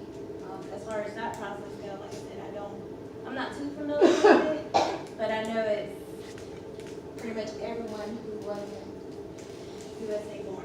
So that's what Yeah, I'm trying to everybody figure goes out. through that process. That's how U.S. native before. And that it used to take before they got this program. It used to take a while for them to get a response, and sometimes that's when people would pay their bail to get out before they got a response from ICE. Now it doesn't take nearly as much, so they're able to get an answer on a person's legal status as soon as they're checked in, and that's how fast their process starts. So that's what I'm trying, okay, that's what I'm trying to figure out. So if you get arrested, and how do you stop the ICE process? I don't think there's really a way to stall it. I think that's the problem, is that you really can't You stop. can't stop it, You yeah, can't. so that's what I'm saying. In other words, without the 287G though, You right, could- I'm in there for, I have a suspended license, whatever, so I Yeah, plead, Or what- speeding or whatever, yeah. I pay the bail, And then I'm you're out. Yeah. And then, And then, if they got a response back from ICE stating that you didn't have a legal status, then I'm not sure how that information is shared, but ICE would then tell J. Reuben Long, like, hey, this person doesn't have any legal status here in the U.S., but by then, most people would had already paid their bail and been released. But now there's not really a way to stall the process, because once the judge or who, yeah, I guess the judge would sometimes, like it happened to this person, they dismiss the charges, the state's charges, right, but the then ICE was suspended waiting driver's for it. license or whatever it was, but that's just the criminal charges. Right. Then you have ICE coming to the facility to J. Reuben Long and detaining that person as soon as they're released from J. Reuben Long for whatever charges were made. So I mean it's in no time. I think it's 48 hours that this process takes place, but you can have a person can get an attorney during this 48 hours, but that's not going to stop the person from being detained by ICE, because once they're checked in, So this 287G, I mean, there's really, you gotta get rid of it. I agree. I agree. I Well, mean, because the bottom line is, there's no way that you can work within the legal confines of this to make it. that's one of the problems that people say, that the point of it is, it's not just per crime. The point of it is much like when the ICE people are actually at the courthouse. Right. The whole point is you end up in the legal system, even if you're, detained illegally, as soon as you get out of the legal system now, ICE is waiting for you. That's really that's one of the accusations against this program, is that's the point, is to have ICE there, no matter what. And you walk into the courthouse, you walk out of the courthouse, doesn't matter, they're there to catch you. Yeah, but what I've understood from people talking here today is that the sheriff has discretion not to enforce this 287G. Well, So instead of worrying about that, why are we not putting more pressure on Sheriff Thompson not to Yeah, enforce this? absolutely. you're absolutely right. Right? I mean, there is a way to stall it. The way to stall it is that these people have to stop assuming that because they have a comfy position in our government, that they can just enforce whatever they want. Right. If we had more pressure on some of these civil servants to not do these things or not enforce these things, we wouldn't have as big of an issue. Yeah. Come to vote. Well, it's not just a vote, because if you watch the vote for him, he gets like 95% of the vote. So let's not wait around for the vote to happen. There needs to be either demonstrations, there needs to be political pressure put on his position well before he gets, another chance to be voted in or not. And not In just 4 him, days. the county that helps fund him In too. 4 days. Put a lot of political pressure on those county council members. Yeah. So let's plan to go to that meeting. Jessica, can you repeat the date and time again? December 5th at 6 o'clock Okay, and that's at J. Reuben Long. at J. Reuben Long, right? Yeah. Yeah. Yeah. And then, and the most frustrating thing about all this is they say, oh, it's to get the criminals out of the streets. It's to get the people that are harming our community. It's people that didn't stop 5 seconds for the stop sign, but stopped, but didn't stop long enough. It's people that were going 45 or 50 in a 40. I mean, it's people that are. This person in particular was going, I believe, 45 and a 35, trying to get to church to a retreat. I mean, this person was a dedicated husband, a dedicated parishioner at St. James. He's a hardworking man. Didn't have a criminal record. Wouldn't hurt anybody. He's So a why good wasn't he man. just given a ticket? That's what I'm saying. Because I believe this was the second ticket, so they asked for a ticket because he knew what would happen. We asked for another warning, but he said, no, I have to take him in. So they took him in, and now I think he's doing Atlanta, I'm not sure. But I mean, it's things like that. It's people that are not criminals. J. Reuben Long for a ticket. Yeah, I mean, it happens all the time. It happens all the time. If you get, sometimes depending on the officer, it's just a warning for no driver's license.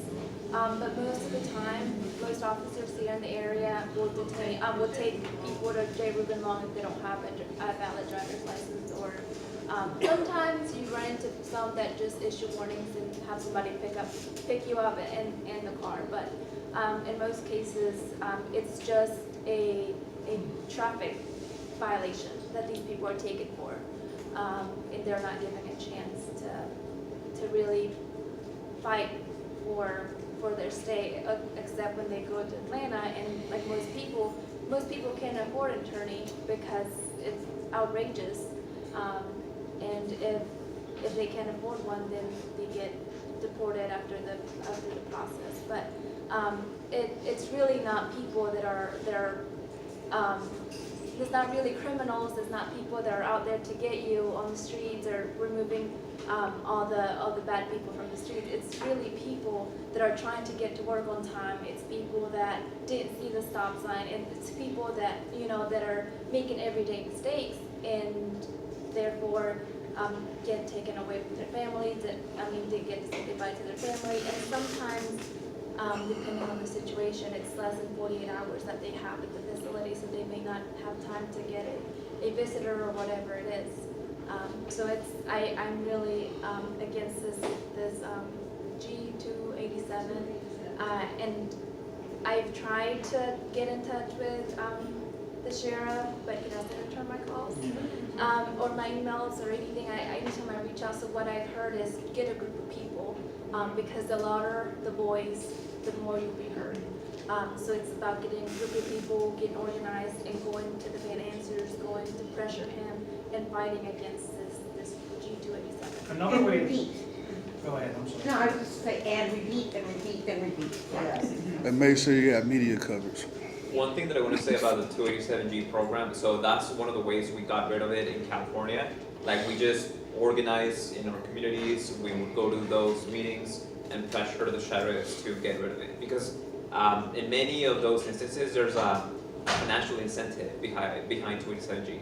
ICE has these contracts with the cities, and they get, in some instances, a financial incentive to cooperate.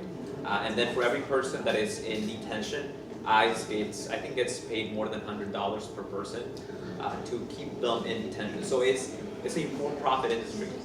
Half of the detention centers in the U.S., they're owned by private corporations. So it's a business. And you know, in any given year, there's about 400,000 people in detention. So it's, you know, a for-profit scheme. You probably know more about this than I did, but before I moved back to South Carolina, I lived in Connecticut, which is a sanctuary state. And within Connecticut, New Haven is particularly a sanctuary city, and I live just outside of New Haven.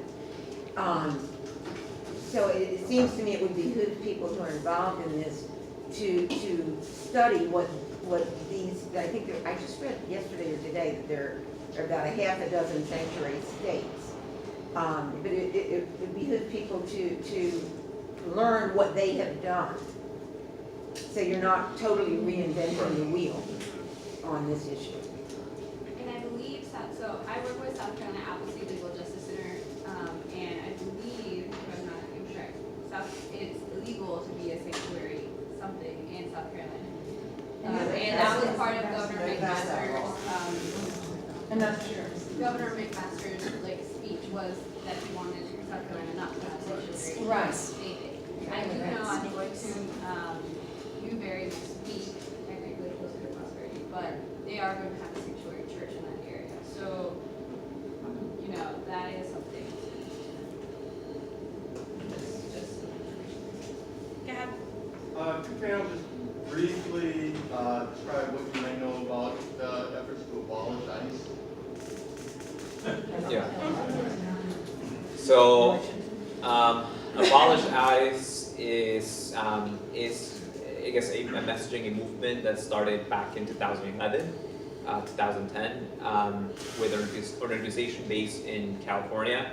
And you know what we're asking is just to abolish ICE, because their main incentive, their main goal is to terrorize communities.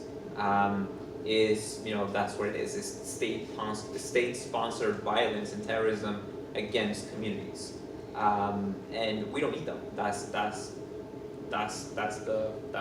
main argument. And you know, there's many organizations working currently to abolish ICE, but you know, we need to expand that messaging and expand those efforts, because we need to be very clear about what that means, what it entails. But yeah, so that's the general. How successful have you been in California? So in California, it's been, I would say, not successful. We still have many detention centers across the state. So we've been successful in getting rid of, you know, 287G, secure communities, in passing the California Trust Act, which limits the cooperation between police departments and ICE. So there's been those efforts, but you know, in terms of like abolishing ICE, it has to be a federal thing. States cannot really do that. I just want to add one important thing Yeah. real quick, is that one of the things that I think groups should focus on to show that ICE is quote-unquote corrupt and more propagated because of the money, is it's amazing how these people can show up at all these courthouses and grab these people at these times. But yet there's tons of businesses right here in Horry County that never have ICE agents ever showing up to them, yet they're employing undocumented workers. Why is it the ICE agents are never showing up at business owners people that employ these people, which is, I'm not making fun of the people, but it's so obvious that they're not going to the organizations where these people are because the business owners are paying off or have connections with the local politicians, but yet they're always showing up at courthouses or other situations. So I think if the media would promote more of that angle and start talking about that, the way to hit back on ICE is to show that it's corrupted. If you can't, if all you're showing is on channel news that they're showing up at courthouses, people are like, well, yeah, that person should be out of here. They're not supposed to be here. It creates that negative resentment. But if you actually started interviewing people at these corporations, why aren't they showing up at the chicken farms? Why aren't they showing up at the pig farms? I think hitting media and showing things to expose what's going on is one of the most important things to try to work towards abolishing a lot of these agencies. And a lot of what I've heard from this panel today, especially from the ACLU woman, although she means very well, a lot of her suggestions are passive suggestions. One of the good things that I think that Jessica mentioned is about, it's not a crime to videotape, okay? We have a lot of people in this country that do quality civil disobedience work because they videotape. When that officer pulls you over and you think he may be pulling you over for a reason other than a legitimate stop, you should, everyone has cameras now on their cell phones. They have apps now that you can hit one button, you can record the conversation in the car, and it sends it to an off-site location. So even if the police officer steals your phone, which is the typical answer you always hear, it doesn't matter because it's in a safeguard situation away from where they can't get it. If that officer approaching your car knows that he's going to be videotaped, I guarantee you, you're going to at least have a reduction in the hostility of, well, what's your status? What's this? They don't want to be on the Channel 9 News. That officer doesn't want to be doing anything that he's not legally bound to do. I keep it in my car, and I've never done anything wrong, and I still keep it in my car. When I get questioned, I don't trust them. I don't trust their body cameras. Half the time, they're not on. So one suggestion I would bring to people in your cause and movement is to start using these apps. Start videotaping. I realize they're scared. Her story is amazing. And I understand that people don't want to jump out and be the advocate because they feel like no one's behind them. But I think being a little more aggressive and being a little bit more forthright is a better approach than trying to kowtow to, oh God, I better hide over here. Because you know what? When you have that kind of impression, it's not going to make the situation better. It's going to get worse. Correct. And to just add on to that, so that's, I think it depends on the state. Sure. I've been seeing that, especially in more conservative states. I tend to see less of that. But it's like offering California as an example, many people actually do record those interactions with ICE. There's been many instances when kids, even the kids themselves, have used their phones to record when their own parents, they're getting detained and deported. And that definitely does help with the public narrative, because once we're able to show the kind of behavior that ICE is engaging, people can see the terrorism and the lack of humanity that ICE is employing. And that, it definitely does help with the public narrative. But in the end, like, yes, that can help with, you know, this more aggressive approach. But I think we also need to engage in civil disobedience and exposing the truth behind these corporations. So if you have family members or friends that may work for these two large for-profits, the GEO Group and the other one is, you know what the other one is, by any chance? There's two. CCA, yeah. Then you should tell them, hey, you know, we should be protesting these corporations too, because they are the ones that ultimately lobby Congress members and also pressuring any elected official that accepts money from these corporations. A question for me, if I might. Yeah. I'm just curious, you mentioned the discrimination that you faced before you were naturalized, and I'm wondering if you're still facing it. Well, it depends on the situation where I am, and I think again how you carry yourself. Like, I think I've changed a lot since I first got here, like how I carry myself and everything. So I think they tend sometimes to be more intimidated by me than trying to intimidate me, because I established it at the beginning, like, that you cannot mess with me. So I believe, like, thank God for a while I haven't been discriminated against now. But it happened before. It happened at workplace. And unfortunately, at the beginning, like it was gonna slide by. Like some people would be like, "Oh, so do you have your explosive belt on today? Your what belt? Your explosive belt Oh, on?" explosive. Yeah, like people would think that like this is funny or something. Like this is a normal joke. Or some people tell me, "Oh, go back to your country, pray to your Allah," or like, what's that supposed to mean? And my answer would be like, "Well, I'm here. I pay taxes. I do like everything that I'm supposed to do. You don't pay me my money or take care of me, and you have nothing to say about it. So Good for you. yeah, if you don't like it, just I don't know, you gotta live with it. So yeah. Yeah, but that's why it's good that you're on this panel, because a lot of times, people in this area, any of the southern states, they always focus on the Latino angle. It's nice once in a while to hear somebody, no disrespect, but it's good to hear that it's from another region. It's not just going on with Latin America, and also you follow the process to the T. So you're a great spokesperson to be like, look, I did everything right. I did everything that was supposed to ask of me, and look what still happens in my process. Exactly, and that's what I always say as well, is that when people are like, "Oh no, we're fine with immigration, we welcome immigrants, it's just we want them to do it the right way," I say, I'm sorry, but that's BS. Because even when you do it the way you claim is fine, it's acceptable, you still don't accept, you don't truly accept immigrants. You don't accept people who are different than you. Anything that is different is just like, whether if it was a different background, religion, sexual orientation, race, anything, it just scares you to death. So why does people don't love each other? And people who were brought here as children in particular had no choice. They couldn't do it, quote, the right way. It's their home. And okay, so just a little example here, something I was just sharing with Ashlyn here. Last night, my sister lives in Australia. She immigrated there, I immigrated here, her kids are Australian. And I was suggesting to her just like, why don't you move here so it'd be closer? Something just as simple as that. And then her answer was like, I'm not moving anywhere. Like even her husband wanted her to move somewhere else where they got an offer for better money out of Australia. And she was like, I'm not doing that. Because my kids are Australians and I want them to have that bond. She was saying, me and my husband were still trying to find our feet. But for my kids, to get them out of this country, because they're not Egyptian, they are Australian, to get them, move them to another country and now just get them all confused. No, so even like, that's what people are missing. When you have kids, like immigrants who have kids here in America, their kids are American. And Well, it hurts when you get projected by other people. They're for now, that's with his birthright citizenship, where if, one of the things I want to say was, first of all, this president, as soon as he came in, put a freeze on hiring the federal government, except for CBP and ICE. We can have as many agents as they want to hire, whether they pass background checks or not.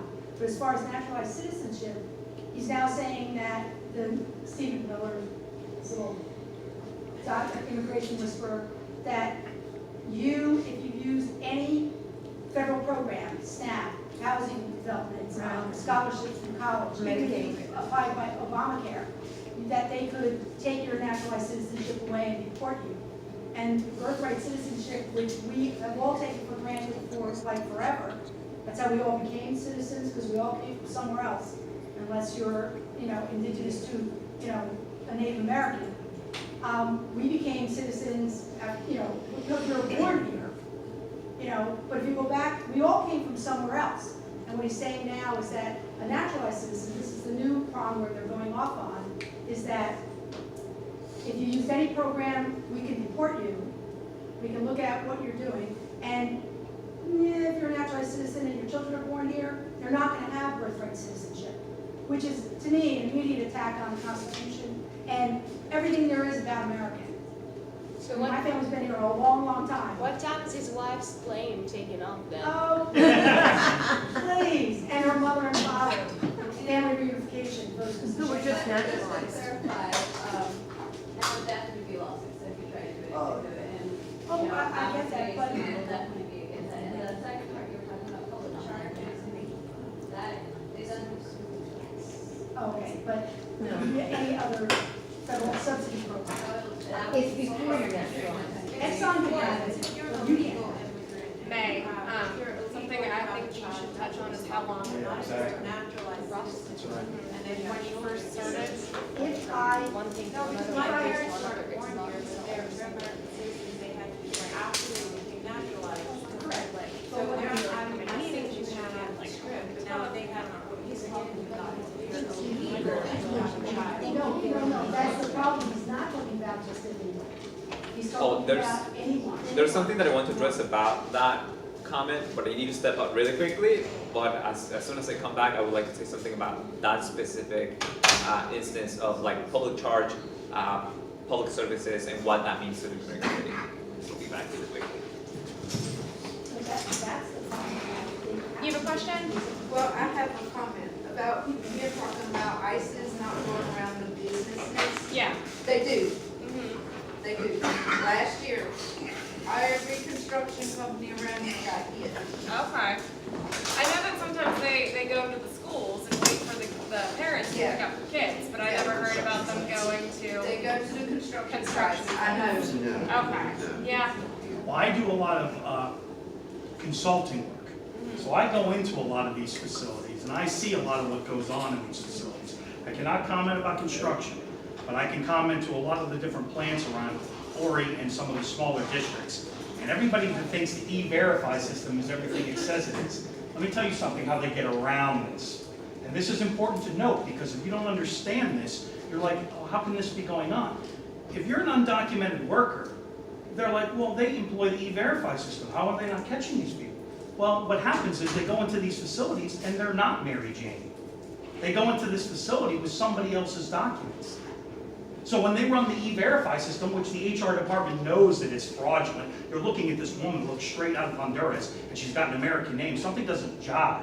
But yet, they hire those people, okay? Now, I have no problem with undocumented workers being here, but I think it's stronger to go after business owners and put penalties on business owners for doing that, because they're always mislabeling and demonizing the undocumented worker, and all they're trying to do is gain employment. Yet these business owners that make millions and millions and millions of dollars off these people and don't want to pay them crap and make them work beyond, when every other employee's going home, why are all the Latinos staying 3 hours later? You don't have to have a PhD to figure out exploitation and other things are going wrong in these situations. And all the times I've done all consulting work at all these places, I've never once seen an ICE agent come in. I've seen one time a girl was walked off the floor by the local police department. But I've never once seen, every time I turn on the news, it's this area, but it's never the business owner. Well, I say, you don't have ICE agents, you don't involve them at all. What you do is you have some mechanism where you find and take legal action against the business owner. Leave the workers out of it. Well, I agree with that, but I'm just making the point that ICE is corrupt, because if they were legitimately looking at all the possibilities of where these people should be, it's not an accident that they're picking these certain locations and skipping over. All of a sudden, when the ICE agent shows up at the plant, magically everybody was sent home 2 hours earlier. Where is everybody? Oh, they were all sent home. Sent home. This plant runs on a 24-hour, 7 days a week. Why is everyone sent home? There's connections, let me tell you. People are making phone calls. These people are coming, get them out of here. There's corruption in the system. And it needs to be, that's why I love pressure on politicians. And I know a lot of people up here don't necessarily, this is why when you have the House and the Senate and the President are all Democrats, you still can't get a DACA bill, okay? Because there's a lot of Democrats, okay? I'm not even gonna go with Republicans, okay? But there's a lot of Democrats that look at this situation and say, you know what, just what May said. They look at that situation and they say, you know what, these people aren't doing it the right way. I want people, they see on television, they see the propaganda, they see what goes on in these communities, and they say, you know, we don't mind people being here, but we don't like people, we don't like anchor babies. Okay? We're the only nation in the whole world that says if you're an undocumented worker, which is what this woman was saying back here, that if you have a child while you're here, your baby becomes American. People like myself, I'm not trying to be rude, I don't like that. I don't think that if you're here illegally, you should get instant citizenship. Just because now, that doesn't mean that I want them thrown out. It doesn't mean I want them jailed.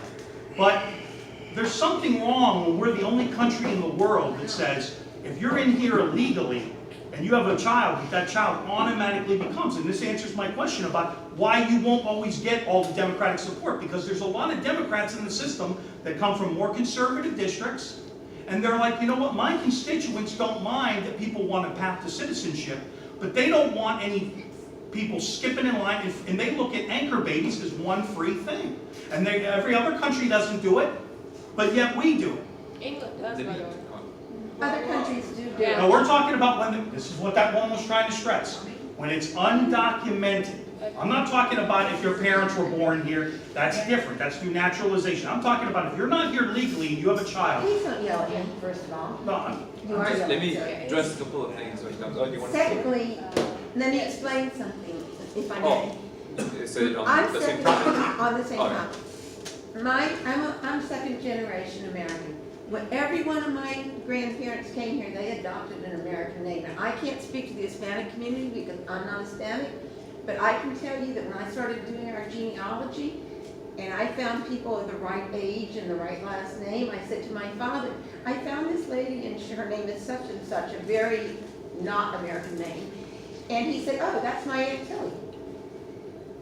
When she came to America, she adopted another name, so did my grandfather, my great-grandfather, my great-grandmother, all my grandparents, and they named all their children very American names.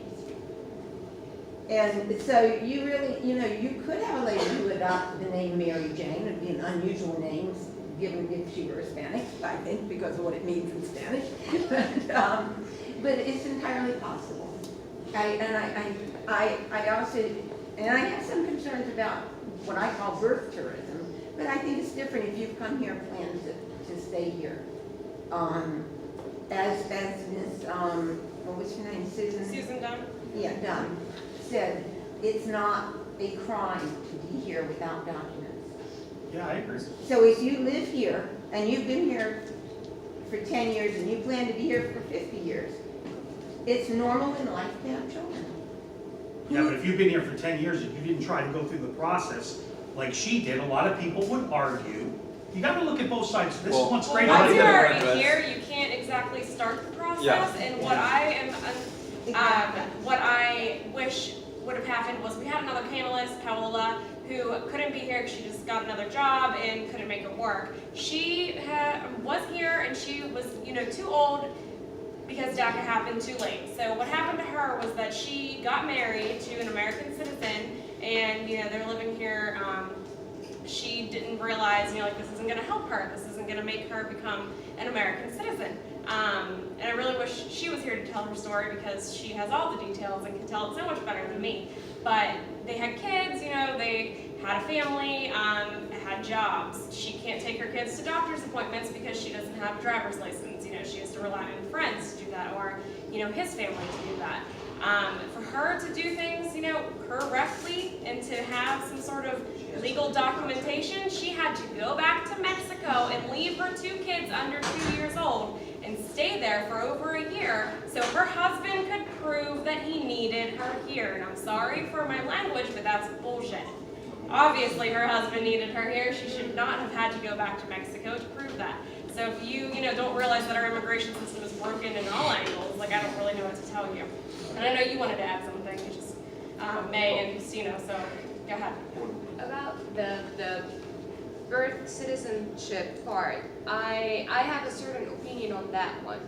Because I don't agree that just because somebody was born in a country should get the citizenship, but, okay, because I've seen how the system could be abused. I have a lot of my friends who fly here, specifically to Miami, where they all know the same doctor, the same hospital, they give birth, and then right away they go back to Egypt, just because now my kid has an American passport, so when they grow up, they're just gonna go to US, they're good. They didn't grow up here, they didn't pay taxes, they didn't do anything, and the most important to me is that they didn't develop any kind of loyalty to the country. You didn't grow up here at all, you didn't build memories, friendships. Like, let's say, one of those, my friend's kids who grow up in Egypt, and there's a war here against US. Are they ever gonna feel like that they need to race to defend US, right? It's not gonna happen. That's realistically, and there's nothing to shame them about because they didn't grow up here, right? But again, on the other hand, So my concern is about people who come here, give birth, take the kids, and leave right away. There's no connection between the kids and the country, so they shouldn't be citizens. But on the other hand, if you have, for instance, a Mexican family who lives here, and they have their babies here, and they're living here, there should be some kind of a status that they're given that allows them to stay. I think that babies who are born here should be allowed to live a certain amount of years consecutively to a certain, like, teenage years, whatever, that psychologists or whatever would say that this is the amount of time needed for you actually to develop a connection to a place or something, and then after that time, the citizenship has to be given to them. Like, and that's why I understood, for instance, with the immigration process, when they tell you that you have to go, like, a certain, like, after you apply, it has to be like 3 to 5 years or whatever to get your citizenship. I understand, because my feelings towards here is different when I first arrived than after I spent the years that I spent. Like, I remember on my first trip when I went to visit Egypt, I was happy or whatever, and I didn't miss here that much. My second trip, after a couple of days or 3 days, I'm like, okay, I think I had enough, maybe I want to go back now. My third trip, I was already saying, I miss home. And by home, I was talking about here. So that's what I'm saying. With children, it's even more. So kids who are born here, who are growing up here, no, they should be allowed to be here, and they should be given the citizenship. It's only fair, it's the right, this is the only home they would ever know. So to deprive them of that, that would be cool. So two things that I want to address is, the first one is like doing it the right way. So when my family and I came from Mexico, we actually tried. Like we got an immigration attorney. My mom spent thousands of dollars trying to figure out how to do it. And at the end, the immigration attorney told me, Mom, there's no way. There's, if we look at the immigration system as it is right now, some people call it a broken system. To a certain extent, that is true. But also to a certain extent, that is the way that it was designed to be. And it was designed to be this way because it benefits the status quo. It benefits the politicians in power to maintain a certain narrative and to push for a certain agenda. Now, on the issue of birthright citizenship, I guess, that is a complex issue. But one thing, first of all, that is part of the Constitution. The Constitution says that if you're born here, then you're granted citizenship. So that is, part of how, I guess, this country was founded. That is part of the Constitution. But another thing to remind ourselves is, what happens to birthright citizenship before the establishment of the U.S. government? The Constitution, I guess, we have to look at U.S. history and realize and remind ourselves how this country was founded. That it was founded on the slavery of people from Africa, that it was founded on the genocide of Native Americans, indigenous people, and the concept of birthright citizenship should be, who are we to say who gets to be in this country when it's founded on stolen land? So we have to ask ourselves that moral question, and perhaps that would be a better question for Native Americans whose land this country took away from, put them in reservation camps. At the current moment, if we look at the murder rate of Native Americans at the hand of police officers, I think, if I'm not mistaken, it's 5 times more than the Native population. When we look at the detention and deportation of Black undocumented immigrants, it's 5 times more than that of the general undocumented population. You had your hand up, you were raising your hand? I think her too, right? You too? Or no? I did. Oh, no, you did. On May's thing, about the kids born here, I brought on her, they should be legal citizens. Because after you grow here and you live here and you learn the customs, you do everything, to be yanked out of the United States and sent back to a country you know nothing of, like Mexico, is not right. They're born here, they should stay. Now, on the one about people coming the legal way, with your situation, a lot of the adults that come over here illegally, they come here, they've been here 5, 6, 7, 8 years. Okay? They're here. They want to be legal now. What I got to go back to Mexico for? They don't have nothing over here no more. Everything's over here. So they're doing their paperwork. They're trying to do it the right way. And then you have take you 2, sometimes 3 years to get your paperwork processed. This whole time that you're doing your paperwork, you got to worry about that knock on that front door. Shakidra, you have a question? Yes, I do. I think I have more of a comment. My thing with this is there are, like he stated, Haitians and Jamaicans and Africans and all kind of immigrants that come over here that get less notoriety. But here's the thing with me. Most of the time in this conversation, we speak as if we're more morally sound than the people who come over here illegally, and we say, well, they shouldn't be able to have children, and then their children become citizens. But like you said, if you look at the history, we're all immigrants, because everybody who's here now, their ancestors came here without permission. So if we're gonna start sending people back because they have children here and they didn't come here illegally, then all of us have to leave. Because if it's fair for one of us, then it's fair for all of us. So when we speak, and we speak as if we're more morally sound, or we have more of a right to be here and to pursue life, liberty, and happiness, like we have more of a right to that than somebody who wasn't born here, I think that's unfair, and I think that's a very irresponsible assessment when given the history of the United States, because my ancestors didn't choose to be here either. If I could have been in a place where my culture was celebrated and I could learn that, and it would be okay. I'm here now, and it's not okay for me to have a culturally sound name. I'm discriminated against just because of my name, and I was born here. So I can't imagine what it's like to come here and want to, as a parent, come here looking for something better, but also wanting to hold on to what's yours. See, everybody else who came over here and stole this land, they have that right to hold on to what they say was theirs, which is a bunch of stuff stolen from everybody else. So when we speak as if we're more morally just to receive these things because our parents are here the right way, I think that's an irresponsible assessment based on how this country was founded in the beginning. And that bothers me. And then with that, Well, I came here, well, my parents brought me here when I was 4. I was brought here illegally. It took from, let's see here, 1988 to 1997 for me to become a permanent resident. So not every case is alike, every case is different.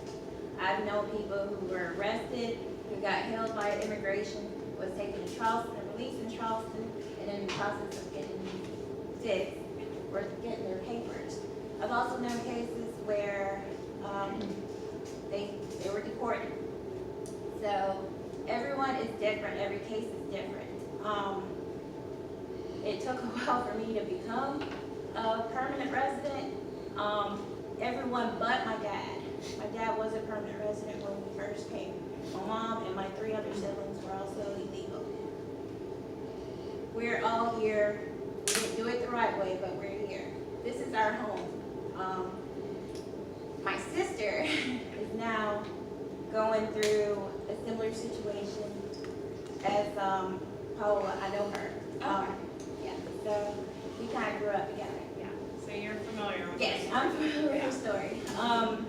He was locked up and he was released. That process is now going on 3 years. So it just varies on everyone's situation, on everyone's process. So no process is similar, just to give you guys an FYI. Yes, just throwing it out there.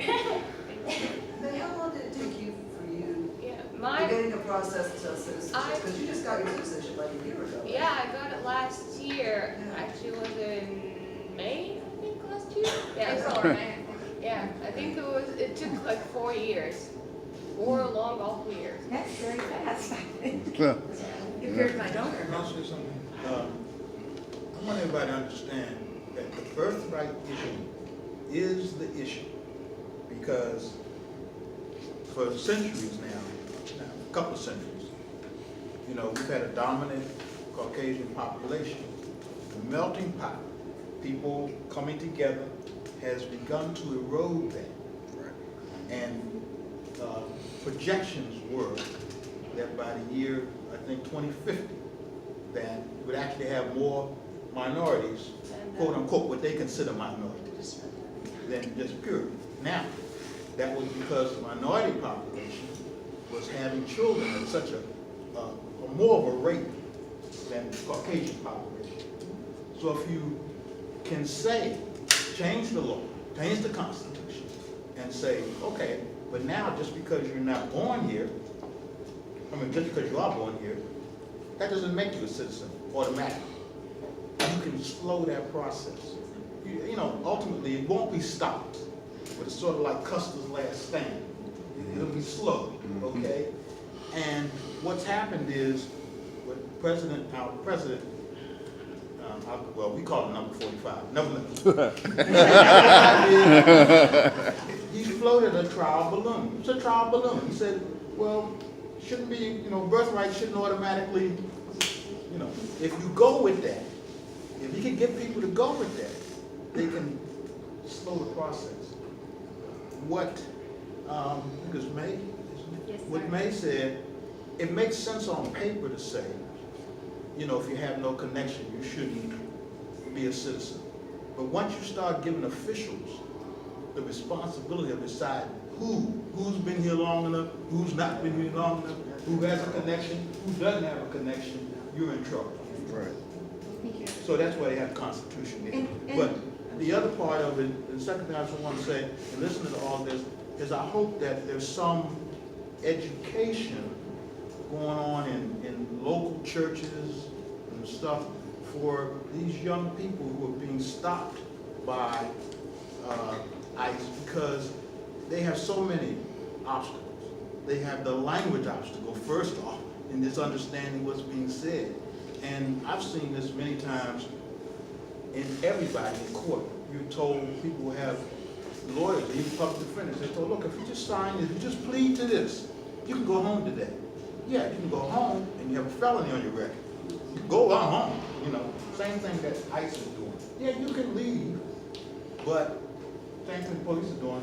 You can leave, just sign this paper, but as soon as you step outside, ICE is outside. Gotcha, So I just want people to understand that, it's really to slow down. The birthright issue is the real issue here. That's why the children are being separated and detained at the border. It's the children they don't, it's because young, they still have reproductive years to come. They get in this country. It's the children, So just be aware of that, and be aware that there's got to be training of all these young people in their local communities what to do when you're stopped. It's the same thing we've done for years in the African American community. What do you do when you're stopped in Mississippi by the police? You can't win on the street. So if you have a bad response on the street, they'll read about you in the paper. See, my issue with that is we keep telling immigrants and African Americans how we need to behave when we encounter these situations. But what we're not doing is telling the people who are handling us how they should behave. And my thing is this. I was helping some people run for office and stuff like that, and they were Caucasian, and my thing is this: don't come to my community and tell me that you hate racism. Go to your community where the people look like you and tell them that you hate racism, because you will be more effective changing them, because we are being affected. It's kind of, I don't like when people always tell us, and I was kind of bothered early when it was like, oh, well, have a utility bill, or have something saying this is your community. But oftentimes we don't even get that opportunity to show them that we are a part of the community. Because just because my 4 boys look like this, we don't look like we belong anywhere. With all the gentrification going on and everything, we don't look like we belong anywhere. So it's time out for us telling us how we need to behave. And it's time to tell those people who are handling us how they are supposed to behave, and then hold them accountable. And I don't see enough of that going on anywhere, because all I ever hear I don't want to tell my sons to be cowards, because that's not who we are. So I'm not telling them that they can't be brave and they can't be courageous. Nobody else tells their sons they can't do that. But it's crazy when they go places and people tell them, well, just keep your hands up, just be quiet, don't be aggressive, don't be angry. You should be angry. That just because you're in a place, you look guilty. You look like the criminal. I mean, we just had a soldier, and I'm a veteran, we just had a soldier to get killed in a mall because the police thought he was the shooter and he wasn't. You understand what I'm saying? So I'm so sick of people telling us how we should behave. Don't tell me how to behave. Tell them I'm a human. Treat me like that. You understand what I'm saying? I understand you, There's and so I'm much gonna say that this to going you, on. I understand you. I'm not gonna argue, with you. We're on the same side. We work for the same thing. But I'm saying, we teach reality. And the reality of the situation is that they have all sort of trainings, police departments go through all sort of sensitivity training, all that. The reality on the street is that it's bad news for a lot of people if they're acting the wrong way. That's reality. Unfortunately, our president, the DOJ, has just cut money that was being supplied to police departments, local police departments, to continue, not necessarily sensitivity training, but definitely education about the community. And that's on top of us right now. And we need to call.